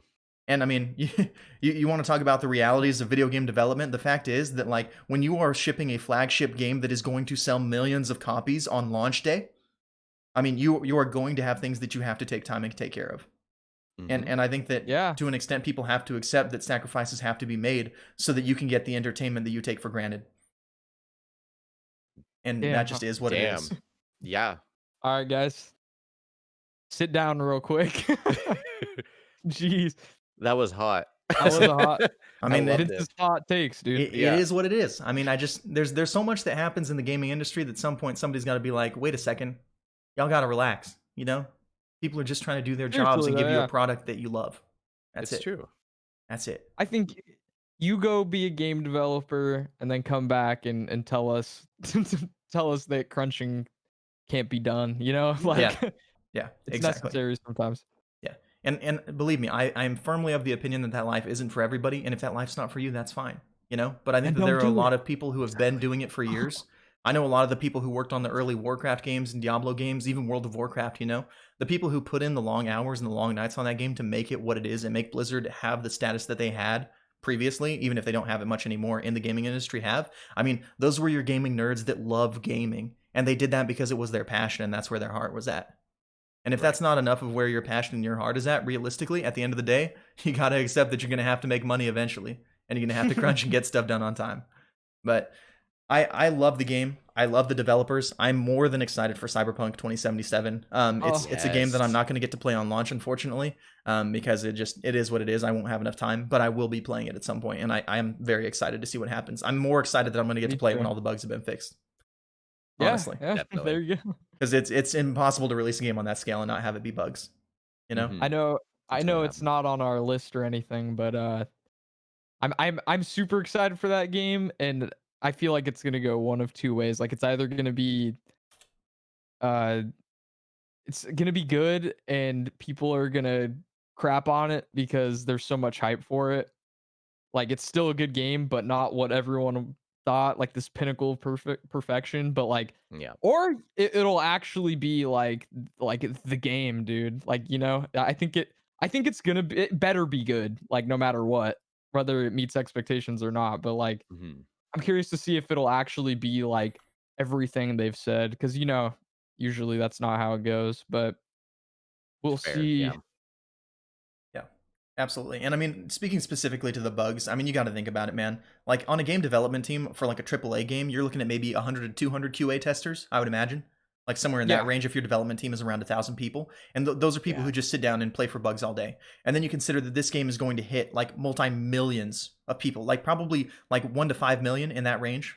I mean, within the first like yeah. 2 weeks easily, you know? Yeah. Like that is a lot more people playing the game. There are going to be bugs and then people are going to find them, you know? I'm honestly not even like I'm not too much of a critic when it comes to bugs as long as I can like launch my game and play it, Hmm. you know? And if it Like doesn't if there's delete your some save file. people yeah, yeah, I can deal with a few dudes walking into walls or Yeah. whatever, like, but I'm more worried about like the narrative and like the gameplay itself, like if it's actually gonna be fun or if it's just gonna get boring after like 2 hours. Right. I guess time will tell. I Yeah, am that's optimistic right. though. I hope it's good. I hope it's Me great. too. I really do. I'm excited to talk about our next one too, though. Speaking of gameplay that is not at all boring, the Soulsborne games. Ah, yes. I mean, have y'all played Dark Souls, Demon Souls, Bloodborne? Have you played like Mortal Shell? I think is the newest one. The Surge, very common style of game. Surge. All of those like kind of like feed into this type of game. Ashen was like a big co-op one that came out that was pretty average, but it counts. This style of game, are y'all into these at all? Like the hyper difficult, like challenging, very punishing but fair RPG games. I'm into watching them. But I Fair like enough. seeing people who are good at games play these games. I am not, as everybody knows, so it's tough for me. I played Sekiro and I got to the big headless Ooh, monkey and then I gave up after like 100 attempts. So I completely forgot to mention Sekiro. Thank you. Thank you for that. that's That's such a yeah, good that's a big game. one. It's so good. What about you, Shoria? Have you played any of these Dark Souls, Demon Ooh, Souls, Soulsborne-esque games? love them. Absolutely love them. Have you beat any of them? 1, 2, 3, Bloodborne. I beat Demon Souls. Those are the Wow. only, and Sekiro. Yeah, and Sekiro. I Wow, haven't played like you're a Mortal Shell master. or anything like that. You could, connoisseur. eh, I guess, it's a lot of trials and tribulations, Absolutely. I do As know. it should. I Yeah. do know. I was actually doing a couple of months ago. I was doing a playthrough of Dark Souls Remastered on stream, and that was a lot of Oh, fun. nice. That was right before I started having issues with Spectrum, and What about Ooh. was it Neo, right? yes, Yeah, that was a Neo good Yes, one. is a Neo. personal favorite of mine. I enjoyed Yeah, watching you play that one. yeah, absolutely love that game. Like basically, Dark Souls meets Diablo, essentially. Like in the way that Yeah. they do their itemization, how you can find rare drops from monsters and all that stuff, and farm certain bosses to get certain loot, and like their skill Mhm. trees and everything are so good. All the different like coats you can apply to your weapon, and you can craft all that, and like all your ninjutsu skills. Beautiful game. I liked the stances a lot too. I thought that was a Yes. pretty Yes. nifty thing. Yeah. So what is it? I'm Did you trying to play the think. second one, Vince? I did not. It's coming out on PC, I think, next year. in May. Oh, right. They're Okay. releasing a complete May. edition. Yes, I have not bought it It on was May. PS4 yet, because if I play it, I'm probably going to want to stream it. So I'm waiting to get it on Right. PC because I don't want to pull my PS4 up here. I don't. I really don't. That's fair. Yeah, That's fair. I feel that. but they're beautiful games. I love all of these games so much. I like anything that gives me a rush when I win. Mhm. And like the rush that you get when you win in Dark Souls or Demon Souls or Sekiro or any of these like games that are hyper difficult like this. I mean, it's like finishing a level in Cuphead. Like I'd Yes. even throw Cuphead in with these kind of games because it's just like Yeah. fair. And it's so crisp and it's so clean and it works so precisely that you know that when you fail it's only your fault. Mhm. Yeah. And then you know that when you overcome it, it's only your fault. Like you You've done it. didn't get lucky, you got it right. And like obviously Exactly. there's some boss swings and stuff like that where people are like, "Oh my gosh, you didn't die to that. That's so lucky," or whatever. But like you definitely like have to have a certain level of skill and put in a certain level of practice and work to succeed in these games. And I love it when hard work pays off. I live for that. Same. Yeah, me Same. too. I think That's it's why I love cool. those games so much. Yeah. Another I thing might that not be able to do it, but I can, live vicariously through others who are succeeding. That I can Right. I can feel their satisfaction. I Share enjoy the that. hype. Yeah. Yeah. And I mean, Zavis Gaming in the chat said he would 100% put Cuphead there, and I strongly agree. I mean, all the different like weapons and stuff or like types of shots that you can get in Cuphead, right? And you Mhm. change Yeah. like your like projectiles and all that stuff. There is a bit of customization in there, and yeah, I would definitely put it in the same vein. So strongly Such a good agree. game. Strongly agree. Incredible game. I think all of these games are absolutely fantastic. I think they're so well developed. Dark Souls 2 is probably my least favorite out of all of them. I just felt like that one Yes. was the most frustrating to go through, and didn't feel very fun or rewarding. Just really like a lot of really annoying creatures. I felt like they made it a little too punishing on that end. But every other game that I've played felt just hard enough, to Mhm. keep me running my head against it without like being able to just cheese mechanics all the time. Um, Neo, unfortunately, like the biggest letdown for me in that game was the sloth mechanic.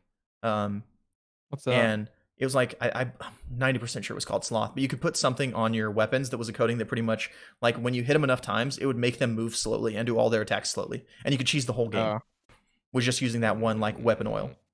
And yeah. it was so annoying. And so you go into like high Okay, yeah. stance is the fast attack one, so it applies like it applies your status effects faster, and low stance, or it might be low stance applies status effects faster.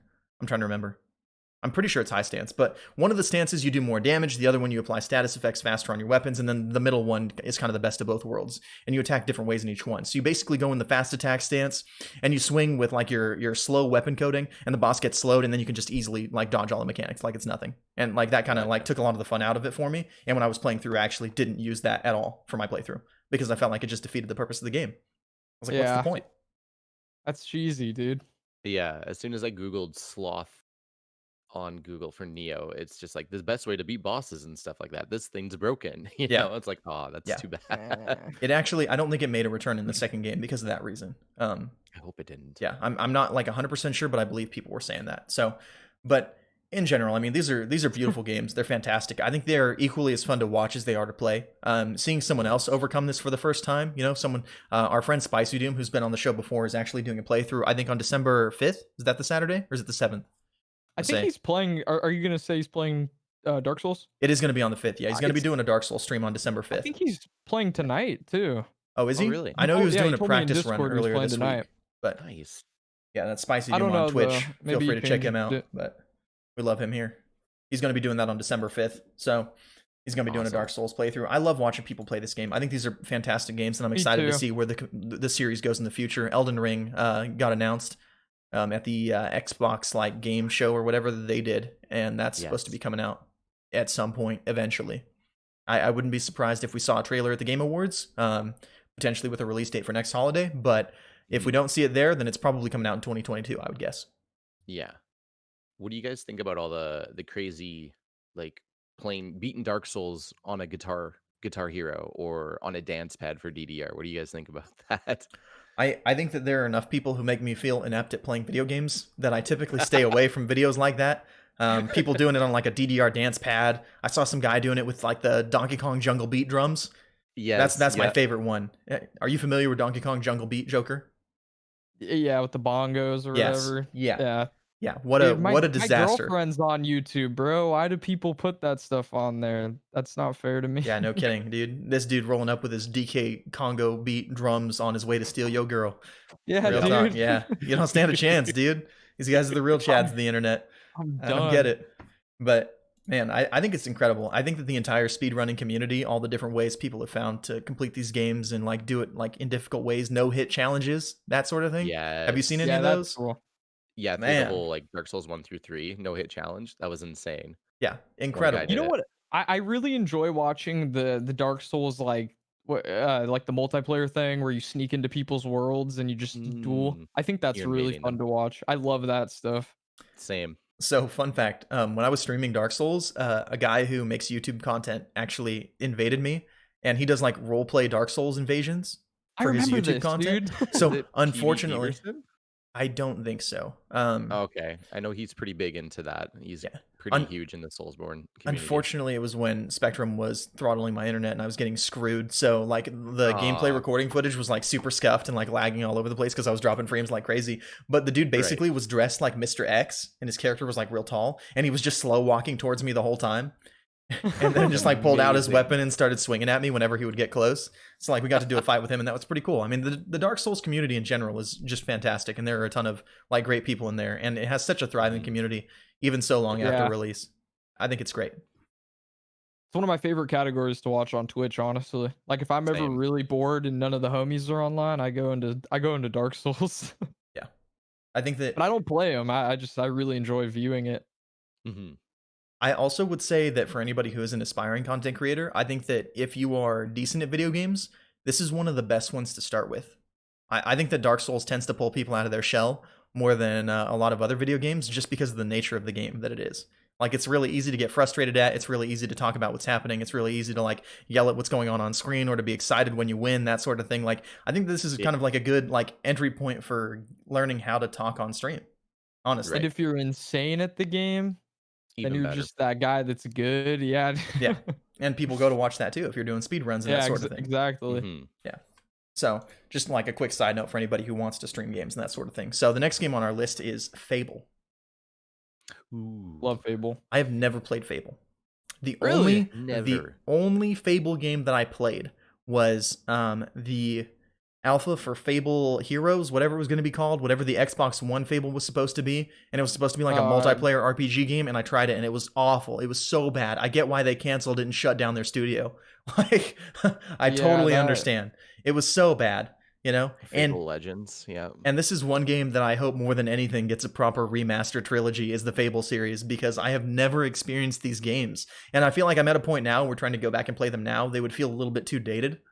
And I wouldn't appreciate them in nearly the same way as someone who got to experience that universe for the first time when it was groundbreaking technology. Like I Yeah. would love to experience the world of Fable with updated graphics.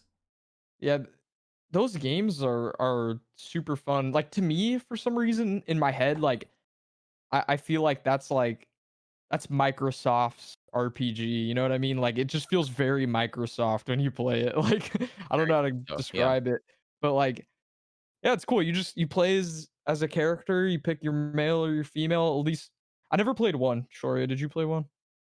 1, I'm pretty sure you're just a boy, Okay, and that's then and then grows you into were a like man. in you were in the guild, right? That like Yes. I remember it, but I never played it. My cousin used to play it. Mhm. But with 2, it's like you could pick who you want to be, and then you have like certain weapons you pick, and then there's this big like karma system where you can kill pretty much whoever you want. You can do all these nefarious deeds, but you will you will be punished in one way or another. But at the same time, you're also upgrading some abilities that might benefit from you being a bad person or Exactly.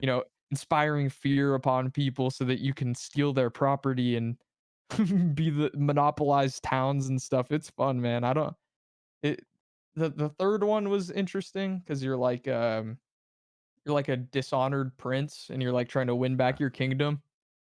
And then at the end, there's like this really I'm gonna spoil it because it's been out for so long, but at the end, you're like you get your throne back, and then you like have to manage the king. You make these promises to people along the way, and Okay. when you become king, you have to like decide, okay, do I want to keep this promise, which will, you know, deplete my treasury, or do I want to piss this person off and break my promise, keep my money because I forgot to mention that you want your money because there's this big like bad enemy guy coming to you, and if you have a lot of money, you can prepare to fight him and you can inevitably defeat him. But if you don't have money, then he just kills all your people, and then you have no one to protect. But This if you sounds break the great. promises, then everyone hates you. It's confusing, dude. This sounds awesome. Yeah, it's really cool. I'll say Interesting. it sounds like a game I would want to play, you know. But Yeah, I again, was like, trying to sell it to you. yeah, no, I mean, I'm already sold. You know, it's an RPG that I haven't played yet. I'm sold from the jump. But like, I like hearing you talk about this game. I love like morality choices and options and being able to approach things from different angles. You know, like and for me, typically, like I'm kind of a brute when I play video games. Like anyone who watched me do any of the Guild Wars 2 story playthrough, I'm like, oh, we can go attack things. We're doing that. Pretty Yeah. much every Yeah. time. Always the most aggressive option when I play games. But being able to do that, I think is great. It's incredible, you know, and that sounds I cool. like it I like it when you're not, like, punished for that either. The game will actually reward you for being bad in some ways, you know? Like, shopkeepers might hate you and they might drive up your prices, but if you're bad enough, they might fear you and you might also get those same prices you'd get if you were like a paragon, you know? Yeah. Right.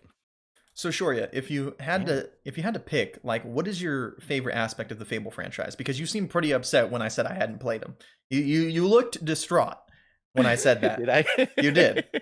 I I was think I it's was more more distraught about the one game that you did end up playing, Yeah, same. Believe me. Yeah, Fable yeah, yeah. Legends. I Like I that's was a Go the ahead, same Joker. thing for me, dude. I was Yeah. like, "Yeah, why that one of all Oh, the" what an awful taste in your mouth for the I know. franchise. Seriously. I'm sorry, Vince. Yeah.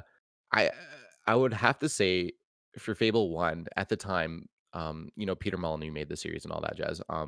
Yeah. He made a game series beforehand on PC. I can't remember what it was called, but it had a lot to do with morality choices.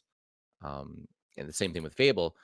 Everything you did, you're either good or you're evil. And it was so cool to do different playthroughs, be like, oh, this really cool good guy with like the blue aura and like the halo over you, and then being a bad evildoer that, kills whoever he wants to kill. That bodyguard over there, he's looking at me funny. Dead. Electrocute him. Done. It's fun to like play the different morality choices where you're good or you're evil. And then also seeing like the effects it puts on people and then, cosmetically as well is really cool, and the different powers that you can use as well for being good or evil too. I think that blew my mind as a teenager.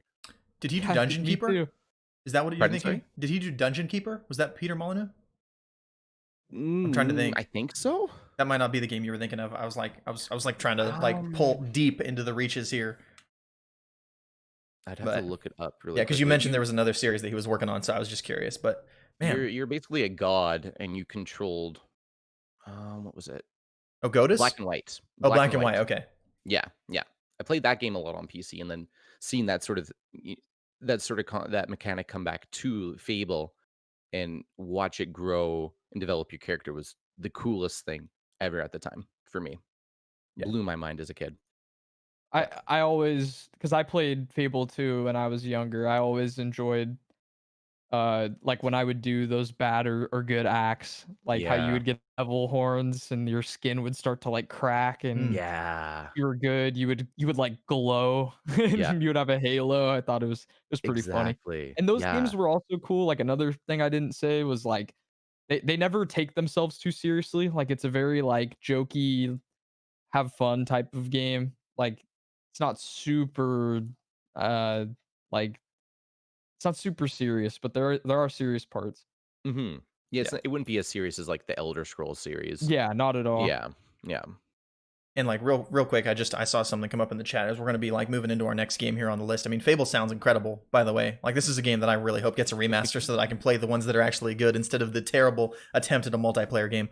But Well, they're releasing a new one soon, I think, by the way. Yes. yeah, Yeah, I've heard that that's in the yeah. works. I saw the Yeah. CGI trailer that was just a very pre-rendered like cinematic video that didn't show much of anything. But I'm Oh, excited.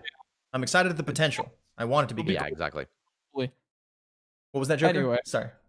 I said hopefully it'll be cool. Yeah, I hope so. I really do. Um, And real quick, I mean, Hi-Fi threw some bits in the chat. It looks like we got some bits, so thank you so much for that. I just wanted to shout that out real quick. And then also, I'm Two Phone Shorty asked how we feel about the Mandalorian. Which, I mean, as much as this is a gaming podcast, I mean, we're just here talking about things that we love and games that we love and stuff like that. And personally, no spoilers, please. I only watch like TV shows if I can binge them. I have not seen any episodes of the new season. I'm waiting until they're all out and then I will watch it. I would say that The Mandalorian and Rogue One are probably the two greatest like Star Wars cinematic projects that have ever been made. I thought the trilogy were good movies on their own. Like the new trilogy were good movies on their own, but they were terrible Star Wars movies. I don't think they did enough service to the plot personally of like the overarching franchise. Yes. But I think that they were pretty good movies in their own right, looking at them only as movies and not as Star Wars movies. Yes. But Rogue One and The Mandalorian, absolutely incredible. I think they're fantastic. I think they're great. Thank you, Shoryia. I appreciate that. Yes, indeed. The Mandalorian is a wonderful show. I'm in the same boat as you. I'm kind of waiting for all the new episodes to come out before I take out this recent season. But the first season was amazing. I loved it. I love Star Wars. Yeah. Same.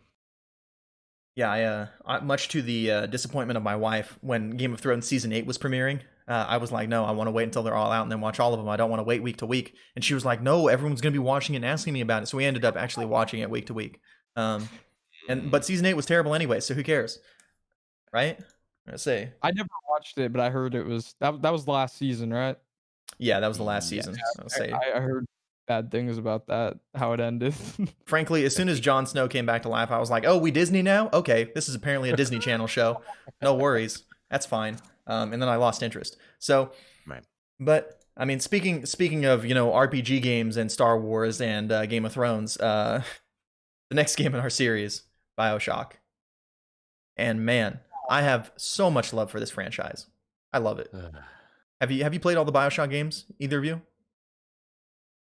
I have not. I played the first and the second one and a little bit of the third one. The third one being Infinite, right? Yes. Okay. Yeah, Infinite. Yeah. Got you. Mm-hmm. You have not played BioShock ever, Joker? Never. Yeah. You haven't even played Infinite.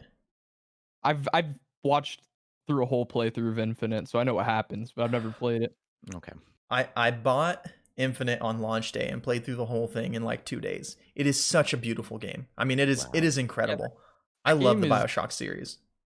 It's I like Bethesda a lot. So like anything that's Bethesda, I'm like, oh yes, this is what I like. But that was they're Bethesda, right? Like I think I might be totally wrong right now. I'm sorry. BioShock is 2K Games, Irrational Games, and Digital Extremes. So I believe that they are under the ZeniMax Studios like production like wing. But oh no, that was published by 2K Games. So maybe not. Let's say you might be. Ignore me. Yeah, I'm thinking of something else. But I did watch BioShock Infinite, and I thought that game was stellar. I liked the whole story with Booker and what was her name? It was like Lisa, right? Or watched it so long ago, dude. Elizabeth, that's it. You're right. Yeah. Yeah, that was a fun game to watch, man. I'm sure it was even better to play. So it is under Bethesda Softworks. Oh, that's right. Yeah. So like some weird thing where it's both, I guess. I'm not sure. I'm not sure exactly on the details. I had to Google it to make sure because I could have sworn it was too. But I mean, these games are so similar to games like Dishonored, and things like that have come out very much in the same vein. My eye. Yeah. I love Dishonored, by the way. That's like one of my favorite games. Yeah, I think BioShock though, all the BioShock games, BioShock 2 felt a little slow to me comparatively. Playing as like the Big Daddy and all that stuff. Like it felt a little slower to me, but still an incredible narrative game. And I think that narratively in RPG games, like specifically like first person almost shooter-esque RPG games, like first person action combat RPG games, narratively you can't get better than the BioShock series and Dishonored. I'm going to lump that in here too. Yeah. Because they're very much in the same vein and really having the freedom to play how you want and upgrade your character how you want and really complete everything on your terms, while in the meantime going through a just absolutely masterpiece of a story. Yeah. Like I remember getting to the end of BioShock Infinite and my jaw just dropping and then watching like videos, like trying to understand everything that like I just couldn't Yeah, process dude. inside of my brain afterwards, like trying to comprehend what it was that I had just seen. And then similarly at the end of the first BioShock, I mean the big twist at the end of that, I mean it's been out for a long time, but like essentially the idea is like you didn't have to go on this massive killing spree, killing all of these people, accomplishing all the things that you did because the guy was just like, "Would you kindly?" Every time that the guy who's narrating for you and telling you what to do asked you what you would do, he would say, "Would you kindly?" And it's your Mhm. choice whether or not you do all these things. Mhm.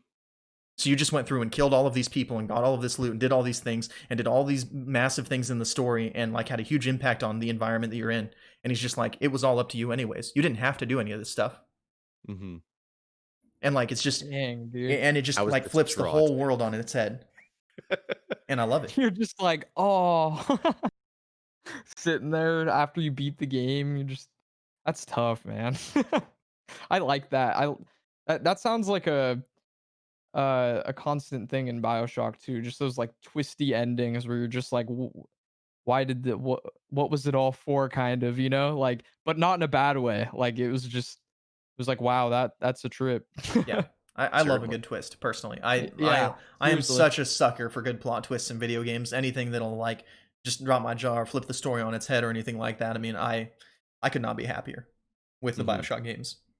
And even Dishonored as well. I would say very much the same. I think those games are really the masterclass in letting you play the way that you want to play. Yeah. Oh, Because I man. already told you. I mean, there's a way to do playthroughs of that game where you don't kill anybody, Yeah. and that's fantastic. That's never going to be my style of gameplay. I run in and I kill everybody, and I use all of my abilities to the best that I can to do Yeah. flashy moves and kill people and cut off limbs in creative ways, and that's what I want to Always. do. You know, but like First playthrough always is full lethal. I Yes. that's the way for sure.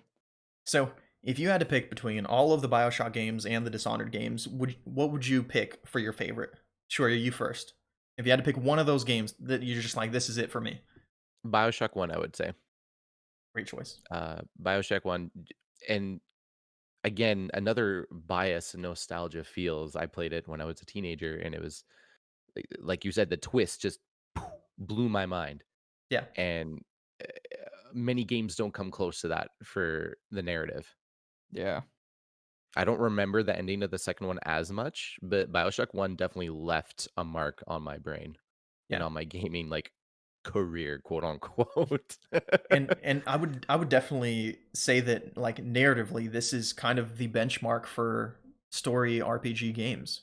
Realistically, I think Mhm. this was really the breaking point for the new like generation of strong narratively driven like first person action games was Yes. BioShock. This is kind of what kicked off like having something that important be in your game because I remember when this came out it made waves that we're still seeing today because I go on like Mhm. gaming suggestion reddits and forums and all that stuff, and when people are like, hey, what's a really good narratively driven game that I should play, people are like, BioShock 1, have you played this? And I mean, I'm talking about in the last year. You know, when Wow. did BioShock come out? Hold up, I want to Google this real quick to find out because people are still like talking about this game that came out in 2007. A game that Oh, I is was 7. a game that is 13 years old is getting recommended as potentially one of the best narrative RPG games that you can play. And I think that it made an incredible statement on the industry, Wow. and it continues to hold its legacy of being that strong of a narrative game. And I think it holds up incredibly well. I have so It much still love for the does, yeah. franchise. Yeah. What about you, Yeah. Joker? I know you haven't played the Making me want BioShock games, so I Yeah, mean, you're I mean, basically my Dishonored bias 1 or is 2.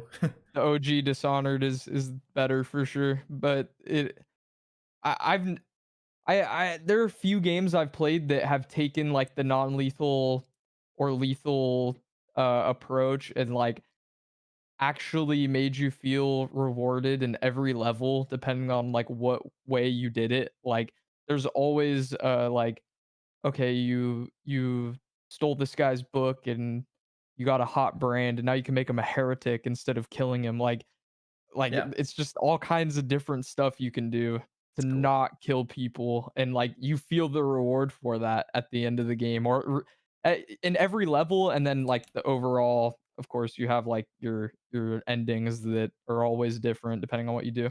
I think, Mhm. Dishonored 2, as far as, like, the branching stories went and stuff, like, definitely had more options because they dabbled in, like, time travel and stuff, which was kinda weird, but, Cool. like yeah, no, totally. That series does the whole lethal, non-lethal thing very well. I Absolutely. wish I could speak on BioShock a little more, but I've only seen Infinite. I'm sure Well, it's wonderful. yeah, and I mean, Infinite is my game of choice here. I mean, for a lot of different Yeah. reasons.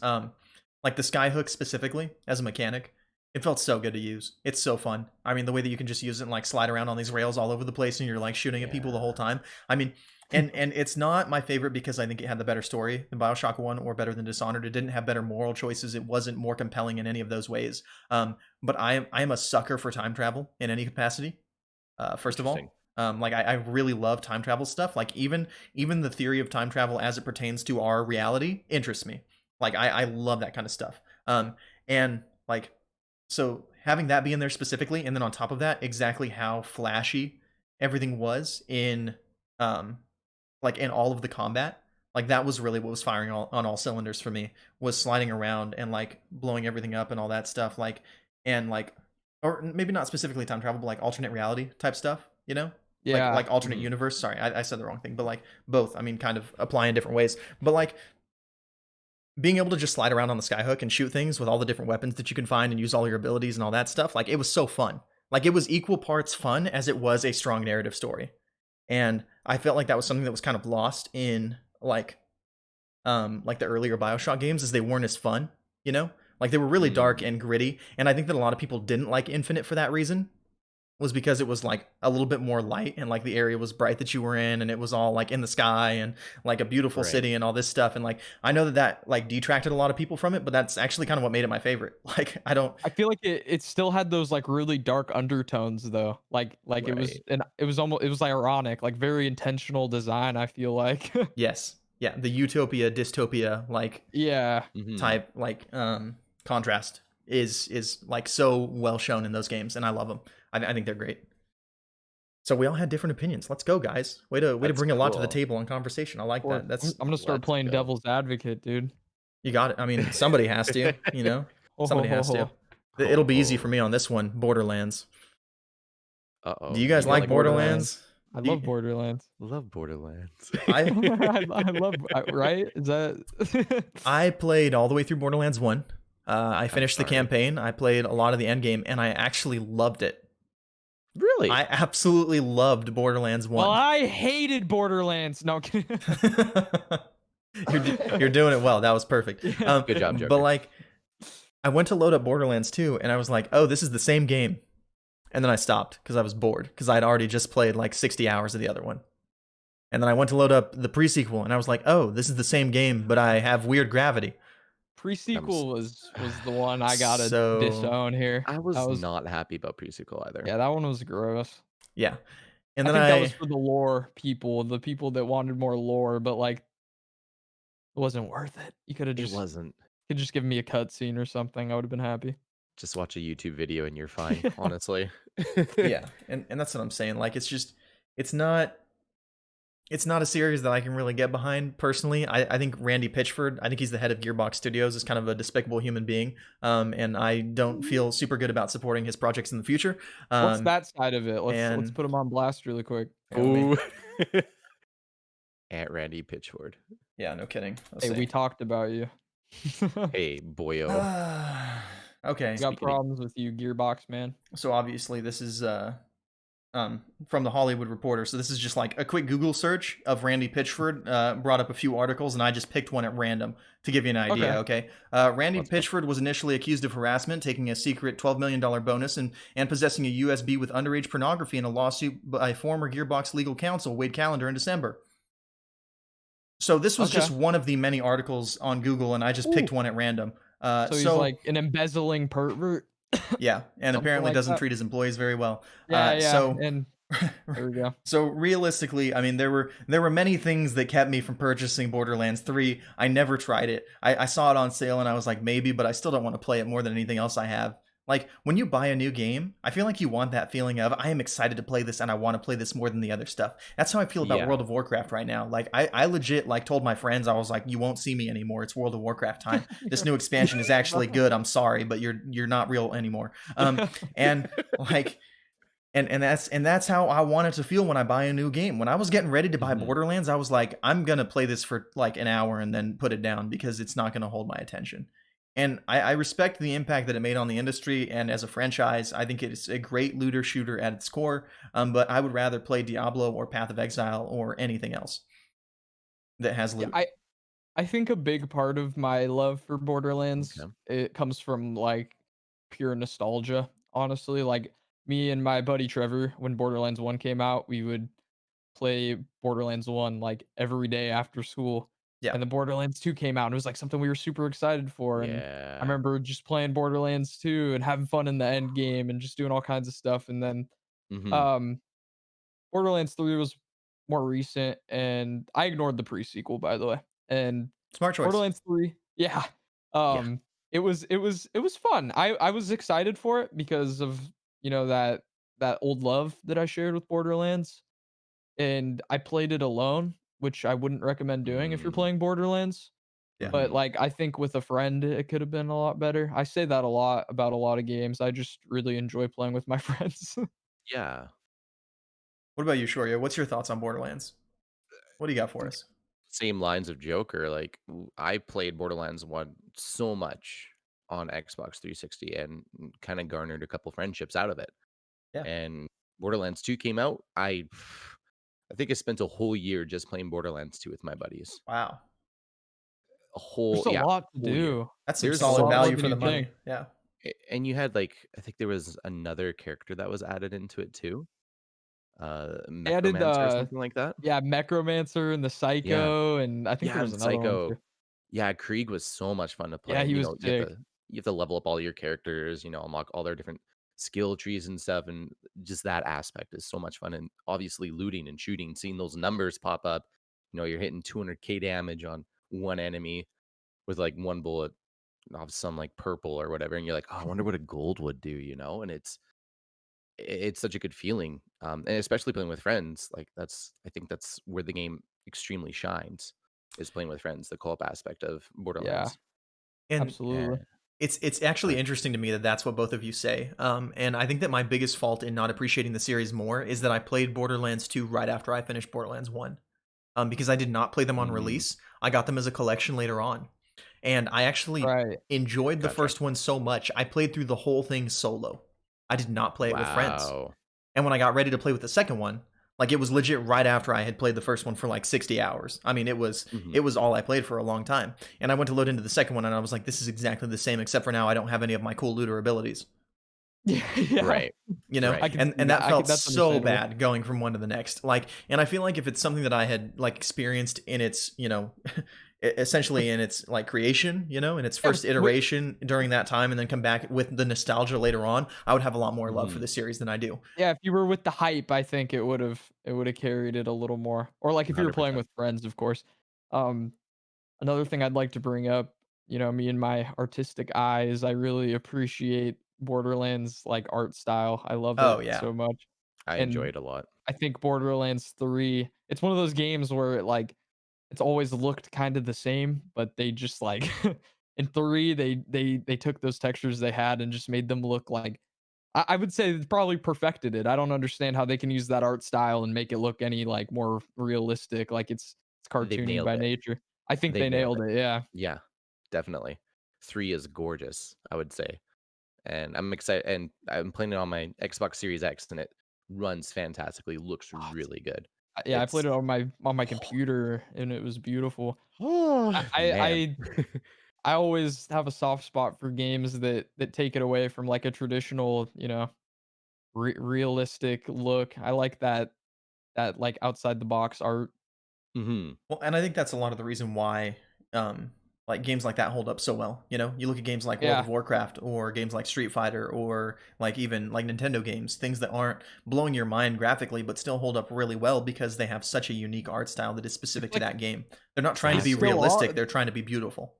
Yeah, Yeah. exactly. It's still blowing your mind, but not in, Yeah. like, a, "Wow, that looks real" kinda way. It's like, "Dude, that's beautiful." Like, that is incredibly looking in its own way. Yeah. Mhm. And I mean, because I played Borderlands 1 in like 2013 or 2014, and it came out in 2009, and it still looked Yeah. great to me. And it's because of how Yeah. well they did with the art style. I strongly agree.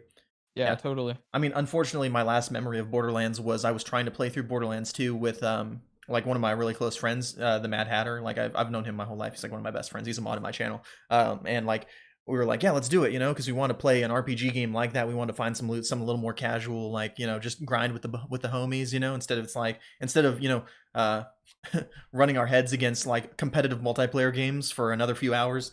We wanted to like kind of Yeah. relax with something different. And all I remember is just like almost falling asleep in my chair because I was so bored of Borderlands 2.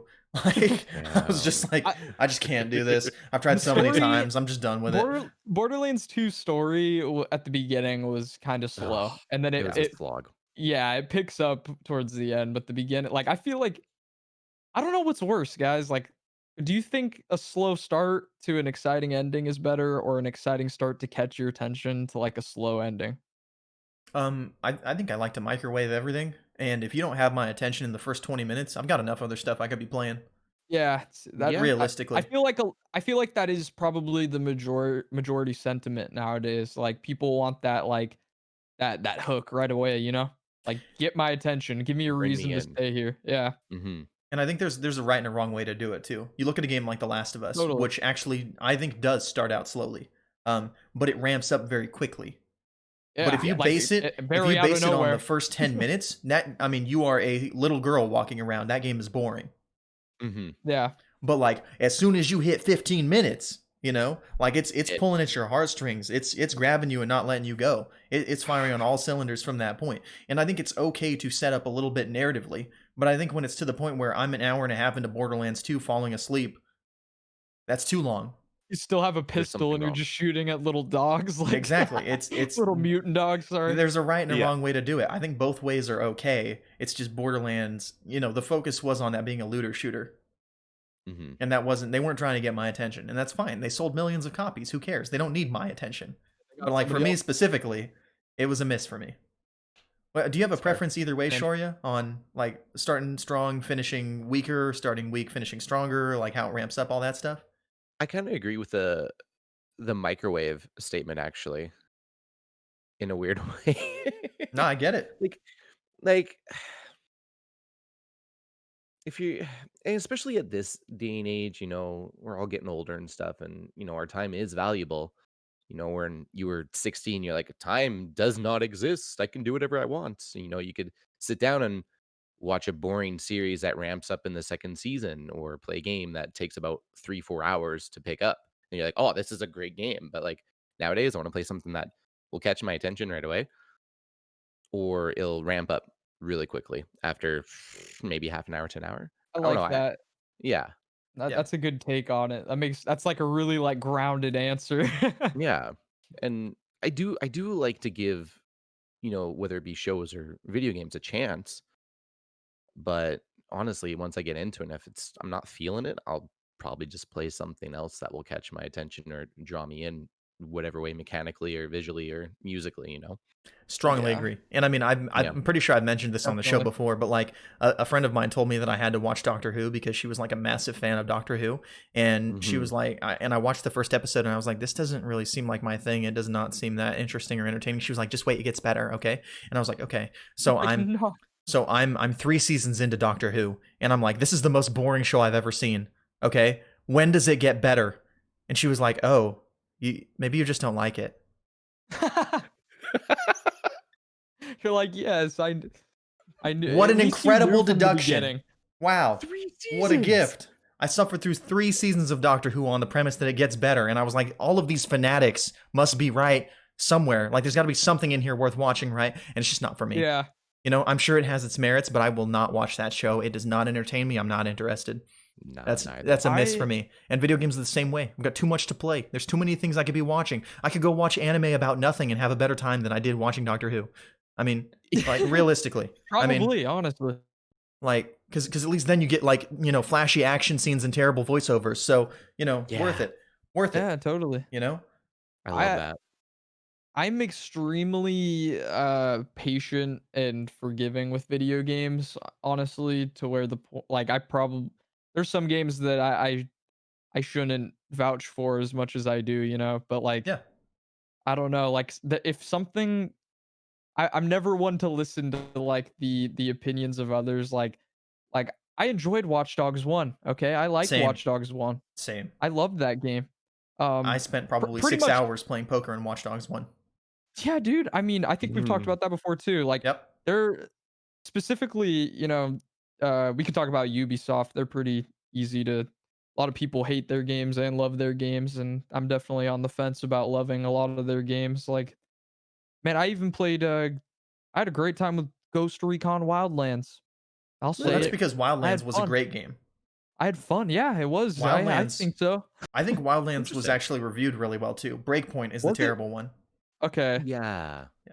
Breakpoint was a massive disaster and still has not been fixed yet. Uh, But Wildlands There was fantastic Wildlands was so fun. I and I don't think it beautiful. got the attention it deserved, Definitely honestly. not.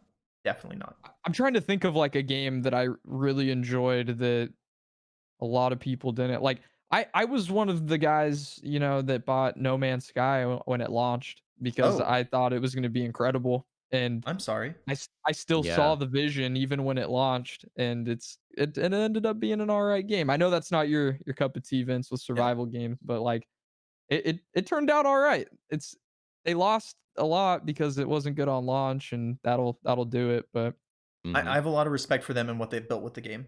The fact that they yeah, did end up eventually adding in multiplayer, but that's actually the one thing that shut me off as soon as it happened, was that they were saying it was going to be a multiplayer game and then launched single player. that Yep. was like really burnt of them to do. But And the first like I said, iteration of multiplayer was actually you could just see where other people are in the galaxy around you. You can yeah, you actually couldn't do even stuff with see them. them. Yeah. But this is like I still played that game. I think for at least like 20 hours before I was like, all right, I'll wait for updates. Like, and that was when it launched. Like, I played it for a Wow. decent amount of time. Wow. I I try to not just like write games off especially if I purchase them. I don't want to like feel bad about that purchase. So Well, that's a bold move, Joker. I appreciate your yeah, Same. sacrifice of playing No Man's Sky when no one else would. I, Um, I somebody's got to do it, dude. yeah, it's a dirty job. Nobody nobody would have known it was a bad game when it launched if it wasn't for me. No. So the next game on our list is a big one for me With all the personally. data. Yeah, Diablo. Diablo just I mean, this is a game that will Whew. forever be like at the center of my universe, if you will. I mean, Diablo is my son.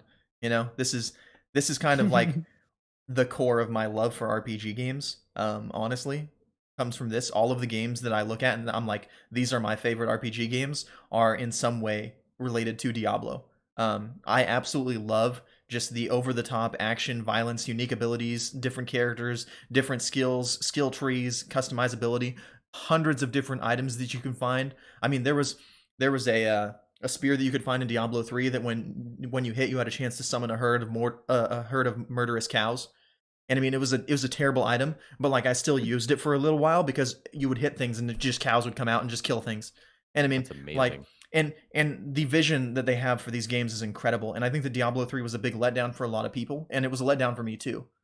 Realistically, the direction they took with the real money auction house and all that stuff was a miss, but they really brought it back around. And Diablo 3 is an incredible game now.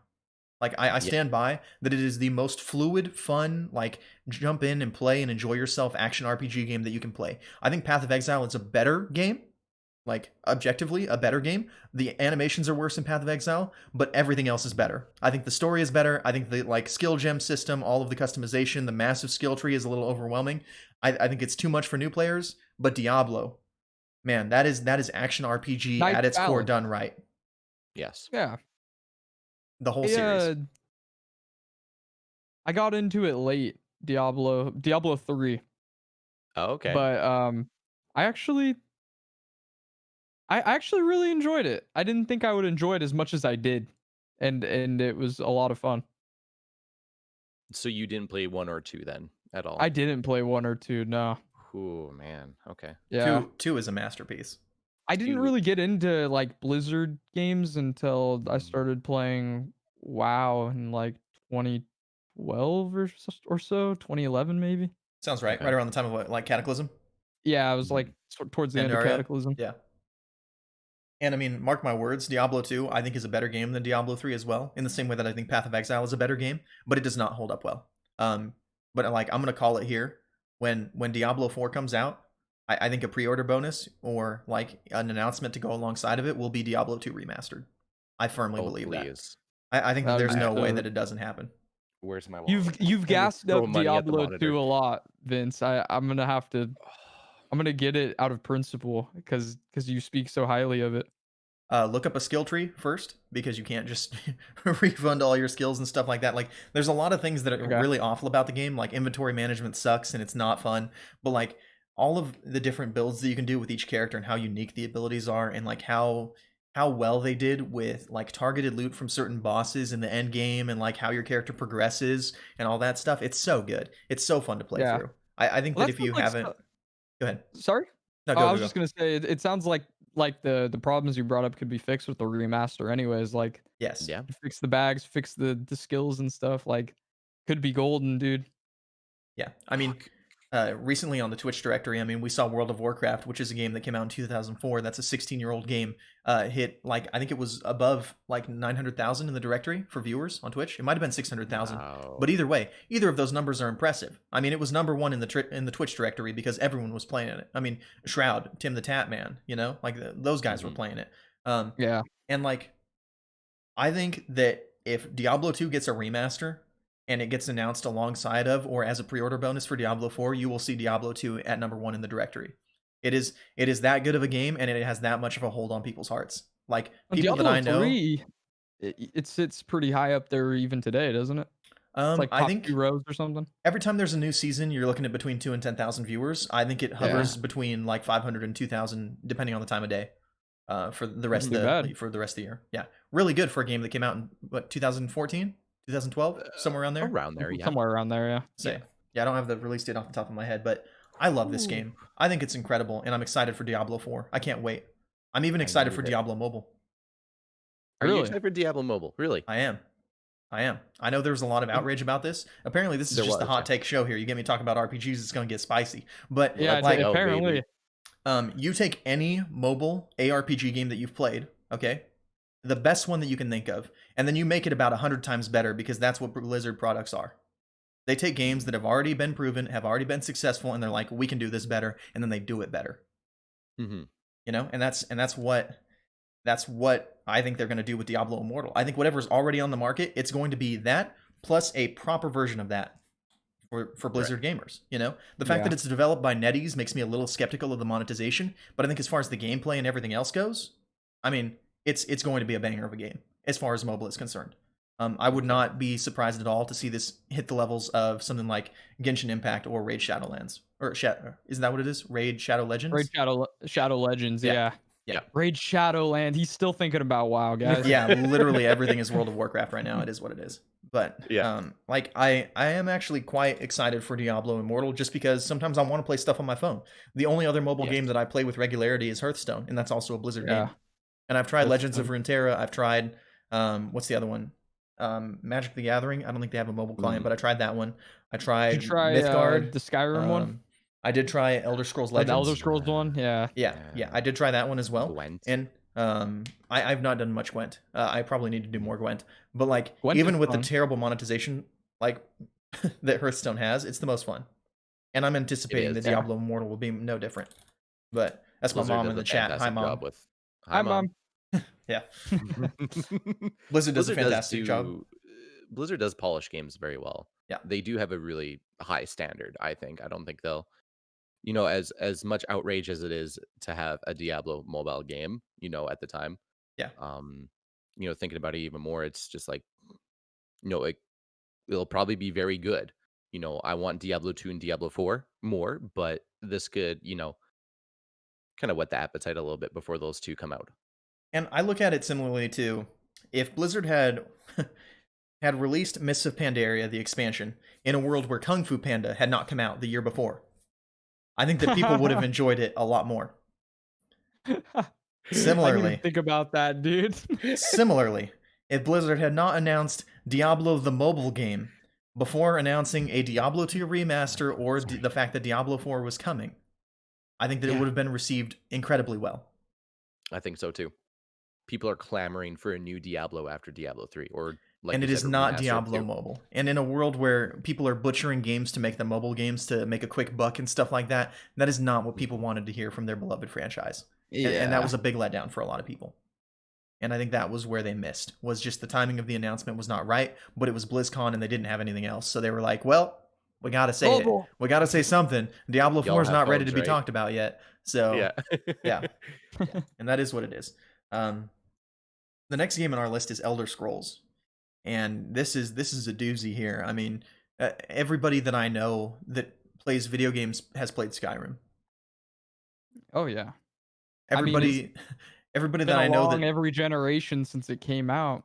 yeah, Almost every console, dude. It's ridiculous. yeah. Yep. Amazon Alexa has Skyrim. Probably. I bet. Oh dear. Wouldn't doubt it. Yeah. No, that's true. I'll say you can play Skyrim on your with your voice on your Alexa. Yeah, Alexa, move 2 units forwards and swing. Yes. 100%. Yes, Yeah. Like the Devin. old school style RPGs. Yeah. Moving And 2 The text-based spaces one. forward and swinging. I You mean hit for 10 damage. Hit. Then you hear like a thunk noise. perfect. That's what I You want. have slain the Draugr. It's All beautiful. right, I'm done. I don't think this bit has gone on long enough. Can we get more of Joker as Amazon Alexa, please? But realistically, I mean, this is a series that has really defined RPG games for a lot of people.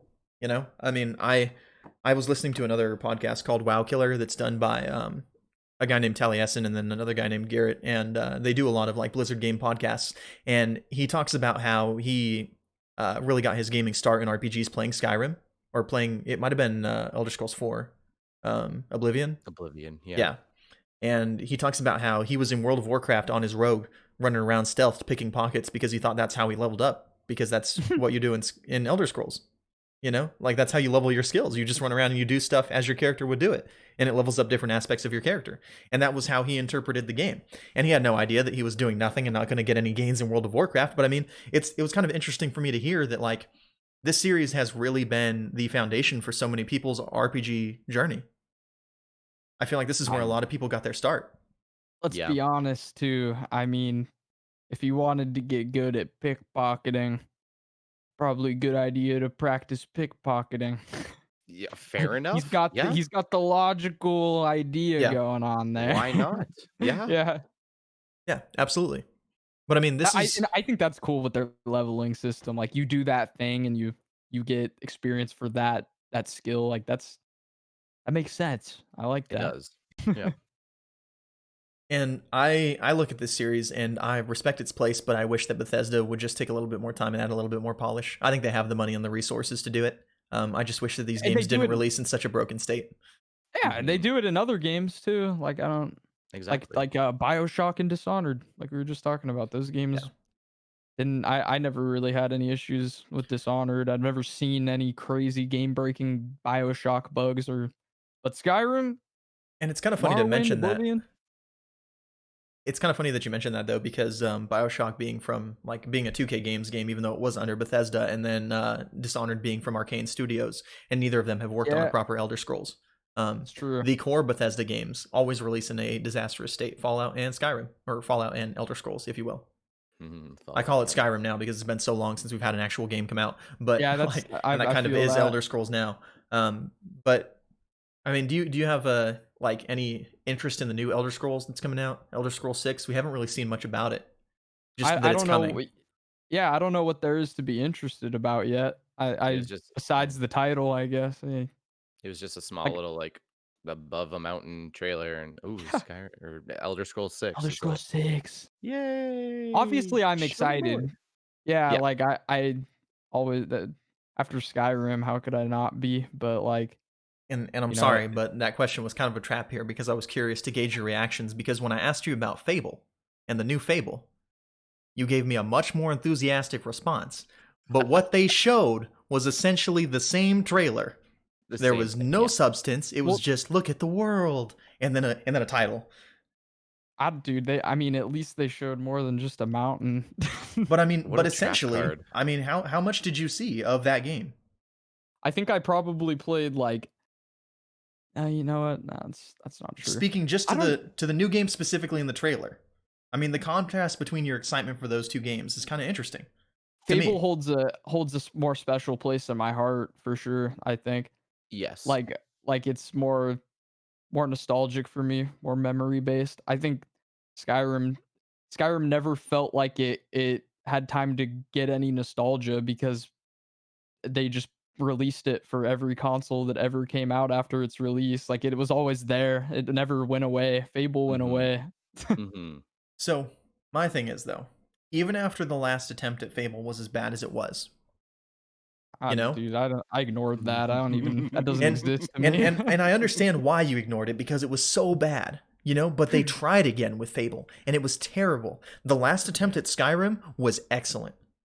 The most recent version to come out was Skyrim for Switch, and it's fantastic. It's so good, and it works in a mobile environment. Being able to play Skyrim on the go is freaking awesome. It's so cool, That's cool. you know?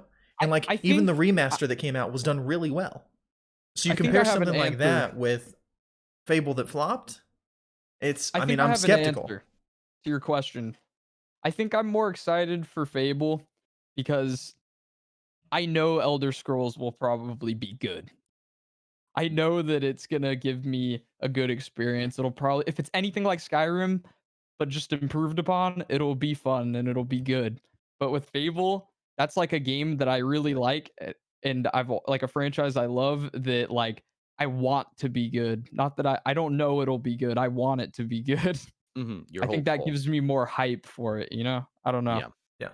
That's I that's the patient judgmental gamer in me. That's or non-judgmental, excuse me. What about you, Shoryia? Would you say you have more excitement for Fable than Elder Scrolls at this point? Yes. Much like Joker said, it's Fable does have a special place in my heart as well. Growing up, when I first tried out Elder Scrolls, it was Morrowind on the Xbox, classic Xbox, Nice. Yes. and the amount of times I smacked my head against the wall playing that game and struggling with it, and wondering why am I playing this game when I could play any other RPG, but continue to play it regardless. I'll never forget. Yep. And then Oblivion came out, blew my mind. Your hits actually made a difference, it felt like, rather than just like Yeah. swinging. You didn't Yeah. have those annoying raptor bird things coming at you all the time whenever Yeah. you're exploring. The Oblivion's wonderful. I miss it. Skyrim, unfortunately, just didn't hit the mark with me. I got it when it came out on the 360 and I played it all day Yeah. as soon as I got it, because I was alone for Christmas. My girlfriend went up to the city to visit her mom. She Yeah, got you sent Skyrim her for me. I'm away. like, Uh-huh. yeah, yeah, no, no, no, no, no. I think I was way too hyped for the game, and then I just got so. Uh, what would the word be for it? There was Well, so much to do. I was overwhelmed Overwhelmed. by the amount of Yes. possibilities, the things I could do, the things I could be doing that I'm not doing right now that Skyrim had to offer, and it destroyed me. I could not pick it back up after a week of playing it. Yeah. It's And I definitely one of feel those games that's easy to get burnt out on. yeah, and I yeah. feel bad because I know it's such a good game, you know, bugs and such aside, and I know it has a special place in people's hearts and really got them into gaming. Not even just RPGs, just into gaming in general. I know a lot of people that started off with Skyrim because of how open-ended it was. But I like, think that's a good person to person thing, you know? Like yeah, maybe it seems like you might have wanted something a bit more linear, whereas there's also people that think Sky could have even been more choice based, you know? Like yeah. there's a spectrum of gamers, if you will. I think that's a cool take. I don't hear a lot of people go against Skyrim, so I like that. Like I'm not against Skyrim at all. I see its value and its It's respected. wonderfulness. Yeah, Yeah, but for me right now, like I won't jump into Skyrim now. I'll wait for the next Elder Scrolls and see how I'm feeling then. Personally, I think sure. that Bethesda as a studio looked at the gaming landscape and saw the direction that it was taking, where it was going more casual, and they made a game that could be played by everyone. Yes. I think that's True. the direction they took Skyrim, and they lost some of their hardcore fan base, but at the same time, they achieved the status that they have today, where when you think about video game RPG games, you think about Skyrim. And people who don't Yep. play video games, they name Skyrim. They name Call of Yep. Duty. They name the games that kind of took a step back from their hardcore audience and went a little bit more of a casual direction. And as much as we want to complain and hate it, it works. It's the same reason that people make mobile games because it Yeah, works, that's you know? true. And I Yeah. don't like it any more than you do. But at the same time, I'm going to buy the next Elder Scrolls game when it comes out because it's just a fun experience, you know? I It probably is. will too. Yeah. Mhm. Yeah. It's So I'll not that I probably buy hated the Fable experience. too. Yeah. Yeah. And I didn't hate my experience in Skyrim. I enjoyed it, but at the time, like at the end of my week of just playing it straight, I was just like, I need to play something with just a touch more direction, you Yeah. know? And then Definitely. I just couldn't get back into it. Definitely. And I think we got a lot of good opinions on that one. That one was quite good. And I mean, going from a game that had a lot of choices, speaking of which, Disco Elysium is the next game on our list. And man, what a incredible game. Um all hail communism for sure. So if that's something that bothers you, steer clear of this one if you are just the superhuman patriot, because there are some like communist themes in it. But Trigger like warning. if you can Yeah. look at a game like this and appreciate it for its own merits, the art style is absolutely incredible. It's a beautiful game. Some very like almost comic book like hand drawn artwork. It Gives Absolutely me like beautiful. watercolor vibes, Yeah, kinda. yeah. Yeah. yeah. Almost like a Child of Light meets a detective game, like a really gritty Yeah. detective game. Um, and like this won many awards at the Game Awards. I believe it was last year, 2019 was the year it came out. Um, Yes. Yeah. and I mean, narratively, this game is beautiful, and the options for choices and things like that. I mean, for my first playthrough, what I did was I chose a drunken like brawler detective, and like that impacted my playthrough. So I was a You can complete. do I that. woke up from like being completely blacked out, and I had to find my tie and like stumble out, and like I'm going and like people are telling me they can smell alcohol in my breath in the dialogue and stuff like that, and like all of your choices about your character impact your playthrough in different ways, and every single decision that you make like impacts the world around you and your ability to solve crimes. So like Wow. certain things would happen and I could just solve things with my fists. I was like, okay, we're gonna punch this guy because he's getting on my nerves, and I punched the Yep. guy, and then he wouldn't help me later on. Like that was someone that I should have had on my side, but he was annoying, so I punched him because I could, and that was my option Mhm. in that RPG. And there are other ways to solve the mystery and to further your story, but that was not the way that I could choose anymore because I had punched that guy in the face, and he stays mad at you for the rest of the game. Yeah, he's upset. Like, and it's that style of game, and I absolutely love like that grassroots core RPG experience where your actions have real consequences and all of your actions have real consequences. Yes. It was like, I'm gonna compare this to a game that's not on our list, that because like we had a limited amount of time, but Dragon Age Inquisition. I was running Yes. Mhm. around and I loot everything that I can see. That's how I play. But you come up to a graveyard. It's like this graveyard for a bunch of elves or whatever, and there was just a whole bunch of items to loot all over the place, and I was just looting everything. And I got Oh, out of the graveyard after a mission, and then the elves are mad at me. They're like, "You just robbed all of our graves," and I was like, "Oh, yeah. You oh." did that? I didn't Oh, realize that no. that was like a no go. Like obviously, like in real life, I wouldn't be running around Didn't robbing think about graves. it. Like that's not something that I do or I think is okay or acceptable. I just saw shinies in the game, so I clicked on them. And like Yep. it's basically a whole bunch of that like jam packed into this incredible game that is called Disco Elysium, and it is Seriously. so 70s and so gritty and so dark and funny and just like tongue in cheek sarcastic humor the whole time. And I Yeah. I could not have more love for this game, I honestly. love the like how the different traits of your character each have like their own voice, and if you're more proficient with like that trait, then this voice will speak to you more than this voice will speak to you. So like for example, if you have like what is it? Like I know one of them is encyclopedia and then there's like charisma. So if you're in a situation where like a woman's talking to you, your charisma voice is going to come into your head and he's going to be like, "Oh, let's flirt." Like Hmm. you could put the moves down, And or it if you shows it need like as dialogue. yeah, yeah, Yeah. exactly. Like he's actually speaking in your head or something. And then like intelligence comes up, if you're reading a book or somebody asks you something, you can be witty about it. Like it's so cool. I remember my first character I picked like the intelligent base character or whatever. Yeah. And my guy actually I remember like my first death, I think I went like mad just because my stress or something because he was like overthinking or whatever. Like there's so many Wow. different things that can happen to you. Yeah, this game has layers. It's deep and Yeah. it's intricate and it's beautiful. And I like this is honestly the perfect storm of so many different elements that I love all coming together, you know? Like just something about like RPG dialogue options, like murder mystery, like dark humor, like and like almost like overwhelmingly depressing like Yeah, I think that's circumstances. Like like the idea. something about just being helpless in a game like is so appealing to me. Like I don't know what it is, but like that sense of like despair that some developers capture Mm, is incredible. Like That right. game makes you feel doomed, like, from the get-go, you just feel like trash, but it's Wow. amazing, like, it's by the way, it's $28 on Steam right now. It's worth every penny. yeah, Yeah, it is on sale. Hey, just saying it's I on might. sale. Just saying. Have you I've Yeah, played this never, just game, saying. Shoria? I've never played it. Have we sold Honestly, you on it yet? the first, yes, I think you have. The first time you guys talked about it, I was like, I've never heard of this game. What is this? And then now being on the podcast and hearing you guys talk about it has got me super intrigued. Yeah, we saved the real deep stuff for the live show. No kidding. We always meet up before to speak, but we always save it for you guys. Yeah, Wow. I believe it was Sekiro that took the game of the year last year, but Really? Disco Elysium did win a lot of awards for That's sure. surprising. Yeah. I liked Sekiro, but I don't know about game of the year for me. Right. So our last game on the list is a little bit of a curveball, but it's one that I love. It's the South Park RPG games. Yes. Yes. I mean, I have you both played these games?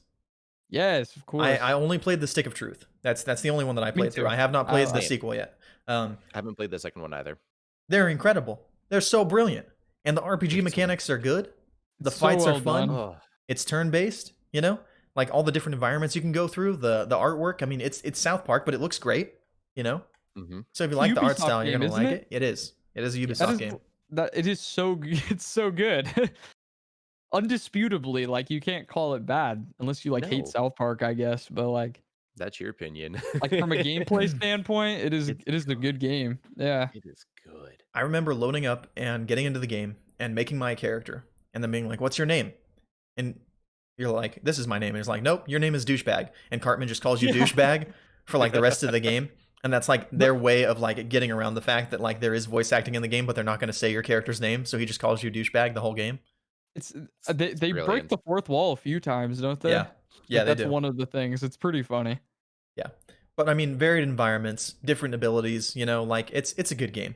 It's fun, honestly. And Like it's just it's just a bunch of kids playing pretend. So these abilities, they're like some of them are actually kind of like over the top, but then there's some where you're just like farting in people's faces, and that's your that's your like fireball, you know? yeah, Like Yeah.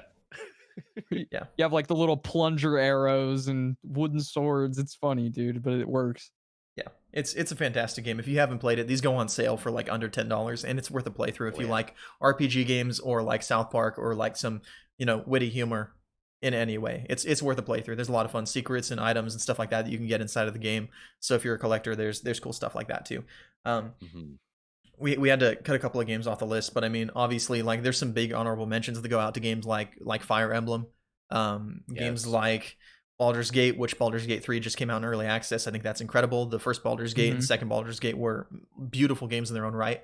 hmm One of the things like Divinity Original Sin, 1 and 2, Oh Pillars yes. of Yes. That's a good Eternity, one. all of the like, more tactical RPG games like that, the isometric viewpoint type games. I think all of those definitely would have been games that we wanted to mention on here. And then obviously Pokemon as a relevant game, but we mentioned that in the history, so we kind of touched on that a little bit. But yeah, Yeah. Obviously there are a ton of incredible games that We we could love have put on this Pokemon. list.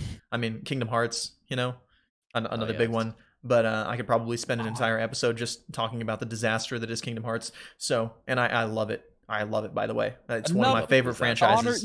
You keep bringing up honorable mentions. I'm gonna want to keep talking, and I got a piece so bad right now. Yeah, yeah, we're good. We're good.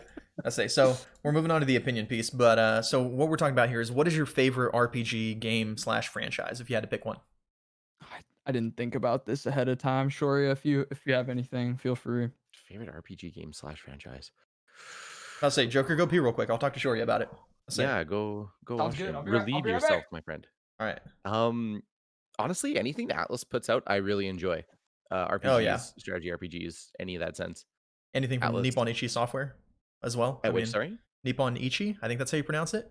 Nippon Ichi. Let's say the Yes. Disgaea games and all those. I think that's Oh from yeah, them. Disgaea. Yes, yes, yes, yes. I love the Disgaea games. What they've done some other good ones too. I just can't remember off the top of my head. Labyrinth of Refrain, Disgaea Hour of Darkness. Labyrinth of Like Refrain. That's funny. I have that right in front of me too. yeah, they've done a few pretty big games. Disgaea is like the main Mm. one that I think of when I think of them, like personally, because Yes. that's the series I'm most familiar with from them. But they've done a lot of Mhm. like localization stuff on games that would have only released in Japan that came out over here. Like, The Witch and the Hundred Knight is a big one. oh Um, yes. Yep. let's see here, and yeah, they actually just did a Um, revival edition of that game as well. Hero Must Die, the recent Disgaea PC release. mhm. Um, Phantom Brave. Phantom Brave. Yeah, Yes That's an old 8. one. That's a classic. Am I saying that right? Yes. Yeast or something. YS. Yes. Yeah, why? Yeah. There's a certain way of saying it. Yeah, that I've been wanting to dive into that series because I've heard really good things about it. I Yeah. actually went and bought all of them. Um, they were on a sale on GOG, They're so and good. All the ones that I played in let's do that it. series are good. I mean, I Have like they been? action RPG games like that. Welcome Yeah. back, Joker. Thank But you.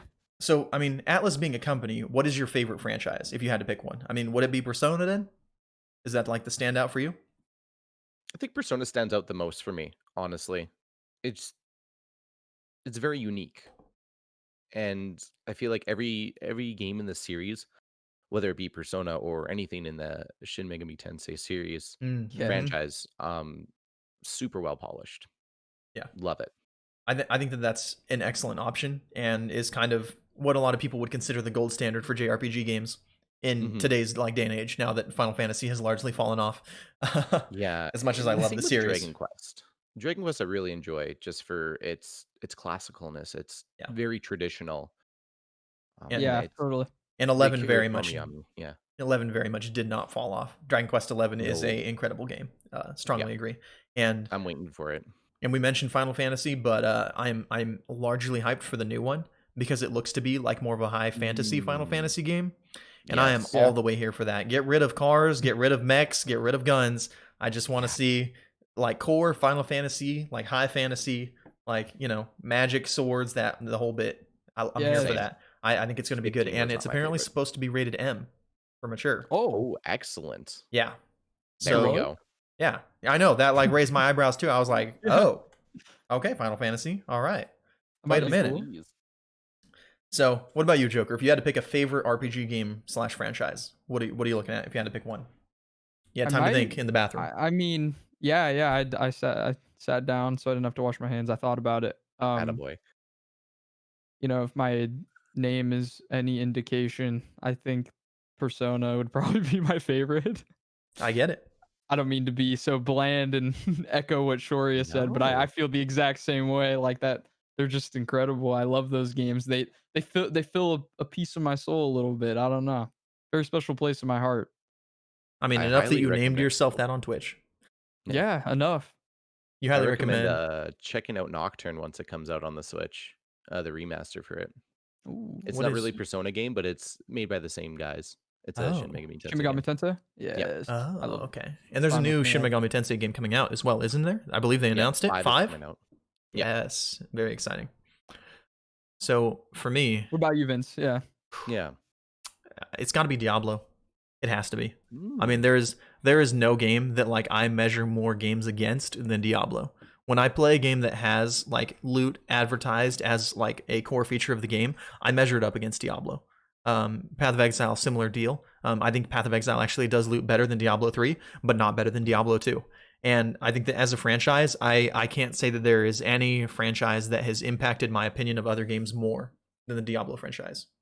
And it's kind of the standard at which I measure all other like looter RPG games against. And it's not like the traditional, one, but like a traditional JRPG or even a traditional Western RPG in like the factor of Skyrim, Fallout, things like that. But Mhm. it fires on all cylinders for me every time I play it, and I can go back to it at any time and have an absolute blast. And just the crack cocaine that is the orange beam shooting up into the air when you find a legendary just like Yeah. goes all the way for me. And I love the Diablo series. I could not be happier when I'm playing those games. I feel like from what I know about you, Vince, that's just like the pinnacle of everything that you want in a game. Like those pretty the much. looting, the The progressions, watching the numbers. numbers. Yeah, dude. Yep, absolutely. I love it. I What can't get enough. what character did you like to play as the most in Diablo 2? Monk, not even close. Monk. Monk is Monk. actually my favorite archetype of character in any RPG game. Being able to Really? play that in, I think it was Final Fantasy 3 that finally had the monk in it. It might have been 4, but Yep. I think it was 3. Like that was my highest, like strongest character that I put the most like time into developing was my monk. And that I played a monk when I tried Final Fantasy 14. My favorite class in World of Warcraft Mm. is monk, even though they're kind of worse right now, so I'm not playing one. I love monks. And like I just love like hitting things with my fists. I think it's awesome. That kind of like fires on all cylinders for me. And yet like they play this role of someone that is so disciplined and so like ingrained in the idea of justice, equality, nature, all that. Like um I actually didn't play Zavis Gaming asked a question, did you play Monk and Diablo 1 Hellfire expansion? I did not play Diablo 1. I only played 2 and 3. I didn't get to try Wow. 1, unfortunately. Yeah. I never had a copy. My dad has one, I'm sure, but I never got to play it. I was too young at the time. So unfortunately I Yeah, missed on that one. it's But very dark, Diablo 1. Yeah. BV. yeah, but I did at one point or another level up every single class in Diablo 3 high enough to accomplish Greater Rift level 80 for seasonal achievements and things like that, which is essentially end game content outside of like pushing leaderboards. I mean, that's as close as you get to beating the game with Yeah. every character multiple times throughout the seasons. They're on season 22, I believe, just started. And I haven't played it yet because the new World of Warcraft expansion came out. Of course. Of course. Yeah, Worth. the only game that speaks more to my life than Diablo is probably World of Warcraft, but that's a MMORPG, so I'm separating that. But yeah, easily Fair my enough. favorite. Easily my favorite. So what is one RPG franchise that you wish had done better? We'll start with you, Ooh. Shoryia. Do you need a second to think? I Should I will pitch it need to a second to Joker? think Okay, for all right, sure. Joker. What do you got here? What's one that you wish had Um, done better? I would probably say out of the games that we talked about, probably uh Mass Effect Andromeda. Just the Mass I Effect wish series as a whole. just yeah, I wish that we had like a relevant Mass Effect game like that came out within the last couple of years that wasn't hot garbage, you know? I think that would have been really cool. Yeah. If Granted, an, those other games, they're not too old to where it's like unable to play if you haven't played it yet, but like at the same time, I would love to see like Andromeda with better better everything. face. Yeah, yeah, you know what I mean? Like I don't Yes. know really what Yes. else to say. Andromeda and then some. Like Andromeda with Andromeda, but substance. it's actually like Mass Effect 2, you know? Yeah. Like Yeah, absolutely. And I think that's a great choice. That's definitely one series that I would have loved to see perform better. And I think that if Andromeda had been like if Andromeda had been like 70% of the game that Mass Effect 2 was, I think that today it would have been regarded as like one of the greatest games that came out that year. yeah, Yes. Even and being only that's 70% of the 70%. game that Yeah. Mass Effect 2 That's was. all it needs. Yeah. Yeah. Yeah, and it was so close. They just missed on a few things, and it was enough things that it just flopped on release. It was buggy. The animations were terrible. The characters' faces looked awful, and the story was completely uninteresting. And for a game Yeah. like that that like stands on its narrative as like some of its biggest merits, that you Those can't are miss on that. those are all very important things to a game like that. Yeah, absolutely. Mhm. All right, Shoria, it's your turn. What do you got? All right, staying on the theme of what we've talked about and a little addition, I would love to say Fable. I really wish they didn't go down that weird co-op multiplayer aspect and just given us a Fable 4. Yeah, Me too. I agree. Yeah. Um, Being that that's the only one I got to play.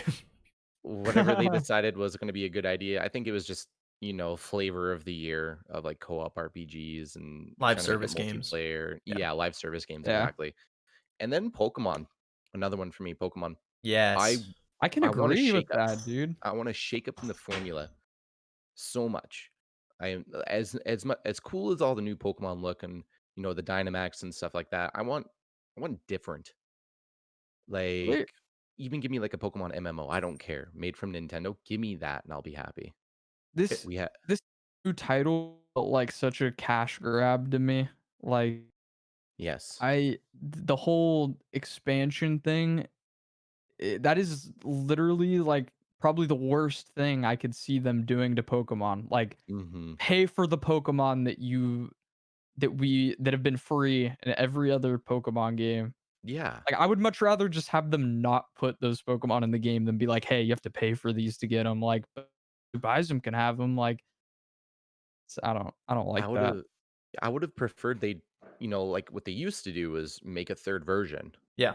Yeah, you know. yeah, I would have exactly. rather paid another version rather than an expansion pass. Give us Pokemon bow and arrow. Who cares? Yeah, Like, exactly. Like pick a medieval or weapon. XYZ, it was to do a DLC approach, I think was a little silly in my opinion too. Yeah. I have to agree Completely. with you on that, Joker. Or just even, I would be willing to wait another year if they just wanted to expand the game and give me all those Pokemon for free. Or like Yeah. do like a Heart Gold Soul Silver thing where you go to a different region or something. Like Mhm. why anything but making me pay for Pokemon.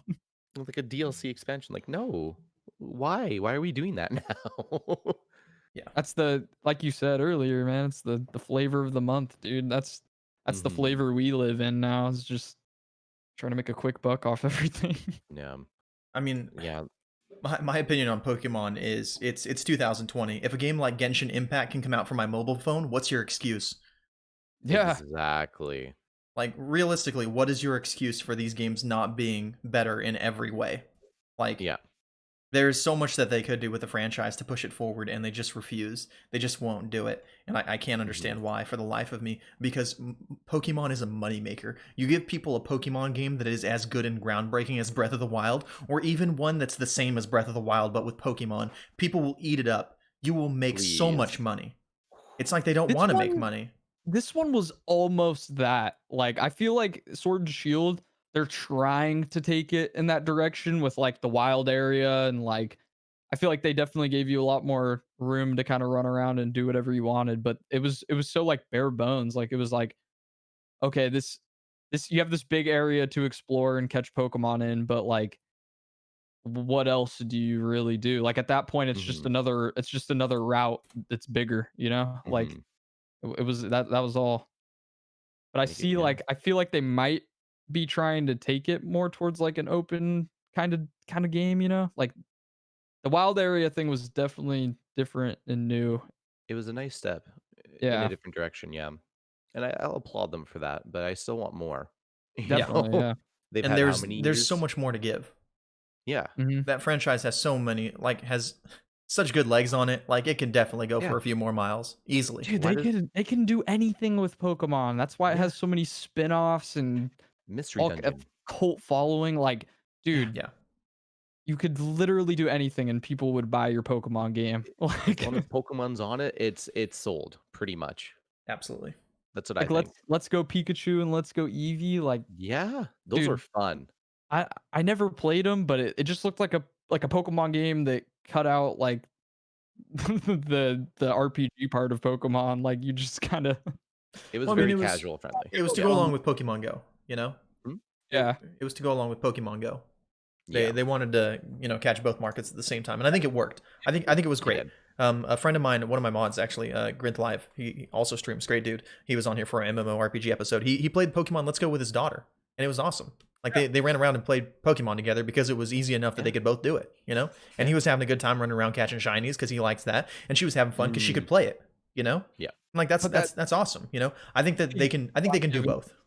Yeah, it like, no one expected that, though. Like, they were No. like, "Okay, this is what we're doing." Boom, Pikachu on the front, sells probably over 1,000,000 copies. Like, it's Easily. Yep. Man, that Yeah. easy. great I options would there. would Both of those love to are see fantastic more from answers. Pokemon. Mine is my last curveball for the show here. The Marvel Oh Ultimate boy. Alliance series.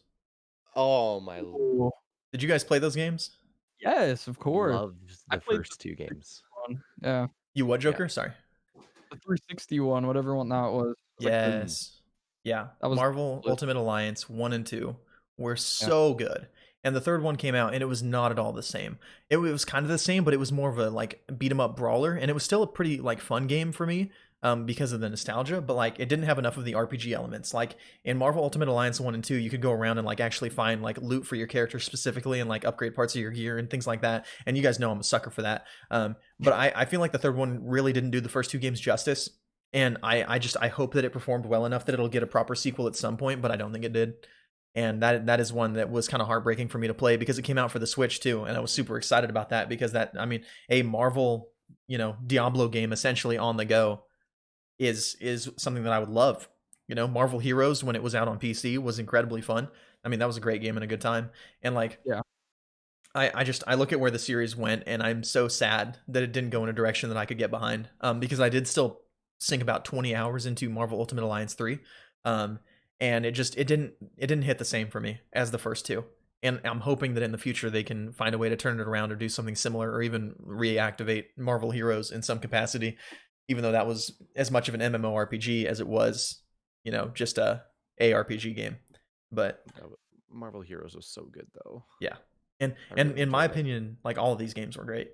Mhm. I loved these games. I mean, it checks my boxes. It's a Diablo like game, so Yeah, that's really the exactly. only one that I need, and it's with Marvel characters, which I love. And unlocking all the Mhm. characters in the game and stuff like that was such a cool thing, and that was one thing that they did do right with the sequel, was being able to unlock more characters than just the ones you started with. I thought that was really good. Exactly. Um, Yeah. but I think if I had to pick one franchise, that's it for me. So what is one upcoming RPG that you're excited for though? We'll Uh, start with you on this one, Joker. What do you got? Cyberpunk 2077. God damn Hmm. it. Real quick though, real quick. Hi-Fi Theory just said, wasn't the idea spawned from X-Men Legends? And I actually did play X-Men Legends as well, and it was spawned from that. Yes. Yeah. Thank you so much for the reminder and for that call out. That was such a good game. Too. Yeah, I played that on the GameCube. It was incredible. Yeah, they were very similar. So good. Mhm. Yeah. So you said Cyberpunk 2077 for your most Yeah. like anticipated RPG. I get Yeah, it. I'm gonna have to hop on the bandwagon on this one. It's gonna be a really cool game, I think. Like I said, it's either gonna be like the best game ever, or it's gonna be a really good game, but not as good as people think. So it's gonna get some crap. But either way, I think it's gonna be like a must play at some point. Like, It's either going to be a masterpiece or that hot steaming turd on a plate that I mentioned CD Mhm. Projekt Red could hand me earlier, and I would still yeah, happily take it. Yeah. Thank you, there's no sir. excuse for it to be bad at this point. Is kind of like my mind state, like with all these pushbacks and stuff, they've been crafting this game for us, delaying it so that it can be what they like, that dream game everybody's expecting. Like I don't think there's really an option of it being bad. And if there is, dude, then like this is the biggest bamboozle of the gaming industry. Like, Yeah. And something that I'm going to say about the delay specifically, because I was actually skeptical on this as well. Like when I talk about games getting delayed, I expect like 6 months for like any meaningful progress to be made. World of Warcraft Shadowlands was supposed to release on October 27th, and it ended up coming Right. out on the 23rd. They delayed it 1 month, like a week before it was supposed to come out. They delayed it again. And Yeah. everybody was like, there's no way they're going to delay it at this point. It's coming out next week. And then they delayed it. And then everyone was like, well, if they're going to delay it, I mean, they're going to need some time to fix whatever's wrong with it if they needed to delay it. So it's probably going to be next year. And then they announced like 2 weeks later, hey, it's coming out November 23rd. yeah, And I was like, how much that. can you do in a month? And I remember watching the beta gameplay from like October, and it looked rough. Like it was looking real rough. And the game we got now is so polished and so fun and works so well. Like I'm a believer now that if they delayed it 1 month and that was what they needed, they were right, and they can work some wonders with that. If the game was not in a great state, then having that extra month of development time to just be like, okay, let's get this right. We believe in the product that we're making. We believe in what we're working on here. We want it to be as good as it possibly can be. We need a little more time in the oven. It's going to be worth it. And it's still getting out before the end of the year, so your shareholders are going to be happy. But Yeah, I exactly. am now a firm believer in the idea that 1 month can actually be the difference between a Mass Effect Andromeda style like game with that many bugs and something coming out like Shadowlands that had that many bugs and people played it and they know the bugs were there and now it's better because they took the Mhm. time to delay it. They bit the bullet and said, we're going to put our players first here. Okay? You shareholders can kick rocks for 1 more month. This game has to be good. Because their stock did dip You're a little bit when the game came yeah. when the delay got announced. But as soon as Yeah. that releases and it's a banger because they took that extra time, guess who's gonna be happy? Those shareholders who were like, "What? Us. You're delaying our Oh, game?" We are. And us, yeah, obviously us, because Yeah. it's I'm gonna gonna be be better. excited. Yeah. Hopefully us. Yeah, Um, yeah, your faith gives me faith, man. I hope all the delays were worth it. I mean, as a consumer who's been waiting for this game, I have to like expect it, dude. You have to give me something good at this point. Like you yeah, don't have an excuse. Yeah. Please. Please. Please now. strongly agree. Anyway, What about you, I'll Shoria? step off my soapbox. Cyberpunk for sure. Been waiting since it's been announced. Since last year, I had a pre-order for it, so I'm ready and willing. And I would have to say, Shin Megami Tensei 5 and the Nocturne re-release. I am very, very excited for. And You put that on my radar, man. I'm gonna have to look I'm into that. excited for 5 specifically because all of the other ones have been Mhm. handheld games, haven't they? Like, they've been pretty limited by their hardware, either handheld or, like, on an old console. Um, Mostly older consoles. PlayStation 2 era, and Okay. then The recent ones 4 were was on on the 3DS, DS. right? Or the Yeah, DS on the and 3DS, 3DS. okay. Yeah, yeah, 4 on the 3DS, and then some of the tactical, strategy RPGs were on the 3DS as well. But everything else has been, like, PlayStation 2 and PlayStation 1 era. I am massively hyped to see the new generation of Japanese RPG games. Massively. Yes, And me that's too. that's why this one is on my radar, because I actually am not crazy about the Shin Megami Tensei games personally. I like the Mhm. story, but they're a little hard for me. Like, personally, like, They are. it requires some big brain thinking, and I like to be a little more casual than that. That's why I just smash stuff in Diablo. But like, Mhm. I appreciate the game, and I'm excited to see the direction it takes, even as someone who probably won't buy it on launch. I think that's a great call out, and I am super excited for the future of JRPGs. I couldn't agree more. Um, Same.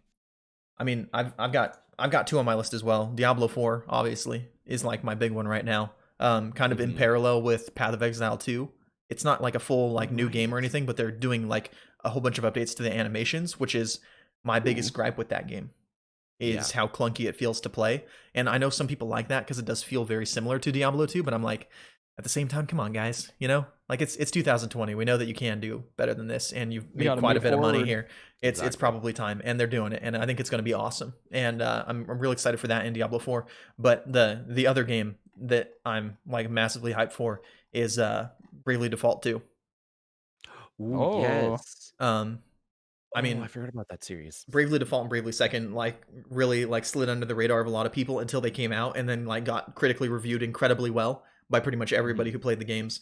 And the combat system was fresh and a different take on turn-based strategy, and basically being able to kind of gamble and use extra like stamina points almost to like do bigger attacks ahead of turns, or to like save up your stamina for a big attack the turn after that. Like they really Yeah. like put a fresh twist on a genre that has been tried and true for 20 years, you know. And I absolutely love the game. I love the story, the characters. I love the art style. It was a beautiful game. And I think that realistically games like Octopath Traveler came out because games like this did as well as they did. And that was another game that I liked a lot. So I'm just massively excited for the future of Japanese RPG games specifically, and Diablo, and that's what I'm looking forward to. I dig it. Good choices. Excellent. Mhm. Well, this has been quite an episode here. We are approaching the 3 hour mark. This is now our longest episode that we've ever had, and it has been an absolute blast. I have Yes. loved hanging out and talking with you guys, and really enjoyed being here, discussing games that we all very much love and enjoy. And Cool. I'm excited for next week's episode. We haven't decided on a topic yet, but it's been absolutely awesome to have our boy Shoryia here. You've been Thank Thank you. you, Shoryia. a fantastic It guest. it's an honor, honestly. Thank you guys so much for having me. Yeah, we love you. We love your content. We've spent plenty of time off camera gassing you up about how much we like watching your stuff. Um, my wife just said, I just realized the only game I've ever beat was an RPG, and that game is Cat Quest. And you play as a cat, and it's Diablo like, and it's pretty fun. It's kind of similar to Diablo. There's like, you don't find loot, but you can upgrade your character and stuff like that. And Cat Quest is a pretty good game from a small development team, and they're really awesome devs. And they released a sequel where you can also play as a dog. So if you haven't tried that, it's like $10 and really fun. Goes on sale for pretty cheap. Very, very, very fun, relaxed game. Yeah, super cool, pretty unique, very adorable. So I had to mention that. But Cat Quest. for anyone who doesn't know where to find you, Shoria, where can we find you at? You can find me on Twitch, at Shoryia, and then Twitter, Shoryia underscore. Anywhere else is usually just Shoryia, Shoryia. Perfect. The only other place you wouldn't be able to find me on YouTube is, oh no, you'd find me on Shorya's YouTube. It's just my URL is different. And then Shoryia TV at Instagram. That's Nice. if Please don't there's a spell out your Shoryia, it's Twitch. usually me. Please don't spell out your YouTube URL, please. No, I we won't. No, I we won't. won't remember it. WSV question mark. Exactly. What about you, Yeah. Joker? For anyone who wants to find more of you and your content, where can we find you at? You can find me at twitch.tv/theordinaryjoker. It's the name spelled exactly how it is below, along with my Twitter at ordinary_joker. I also have a YouTube channel you can find if you click on my Twitch, and it'll take you to the YouTube link, and then there's a lot of cool stuff there. That's where you can find me. How Excellent. about you, Vince? Well, and your name is pending change, correct? Potentially, is Correct. that still a I thing? think I might change my name this weekend, which is why you should follow me on Twitter, because then you'll know. Okay, Junker. awesome. All right, I just wanted to throw that in there in case people are like, we can't find him. They lied. Okay. I didn't even think about that, so thank you. Yeah, no worries, no worries. I go on Twitter, so I know. So for Yeah, anyone who wants to find me and more of my content, you can follow me here on my channel, twitch.tv/justvince, and then feel free to follow me on Twitter at Vince0094 is my Twitter handle. And as far as finding me anywhere else, there's probably nowhere else to find me. I don't do much social media. So I've had my records expunged from the internet. Yeah, pretty much. Yeah. And this has been one of my favorite episodes so far. I love RPG games. You guys are both great. Thank you so much for being here. For anyone who wants to follow us on Twitter, we also have a podcast Twitter at Gaming Tonic Pod. The link is there in the chat. Also, you can check our socials is it GTS, I think? Oh, that was the socials link. Okay, perfect. And then also, for anyone who wants to be a guest on the show, we want you to be a guest on the show. All you need is a working mic and a solid webcam, and we would love to have you come on here and be the next Shoryia with not as beautiful of hair, obviously. And we would love to have you guys. Feel free to send in an application right there, !GT app in the chat. Just follow that link, and it'd be awesome to have you on here and chatting with us about games. And then also for anyone who wants to send in any feedback, any comments, any questions, anything that you want us to talk about so we don't have to do our job ourselves and come up with topics, feel free to send in your emails to gamingtonic1@gmail.com. And that's gamingtonic1@gmail.com, not, gamingtonic ONE. ONE. Yeah, just the number 1@gmail.com. So, as always, every single one of you who watched the live show has been absolutely incredible. You know that you're our favorite listeners, and we like you way better than the people who listen online. And thank you so much for being here. Feel free to check out the YouTube link if you want to watch the VOD. Our podcast service is available if you want to listen to earlier episodes on Spotify, on Amazon Music, on Apple Podcasts, and on YouTube, as well as in my Twitch VODs if they save them that far back. We will be live again next Saturday at 3 p.m. Pacific time for our next episode, topic pending. It has been great to have you here. Thank you all so much for coming, and have a great day.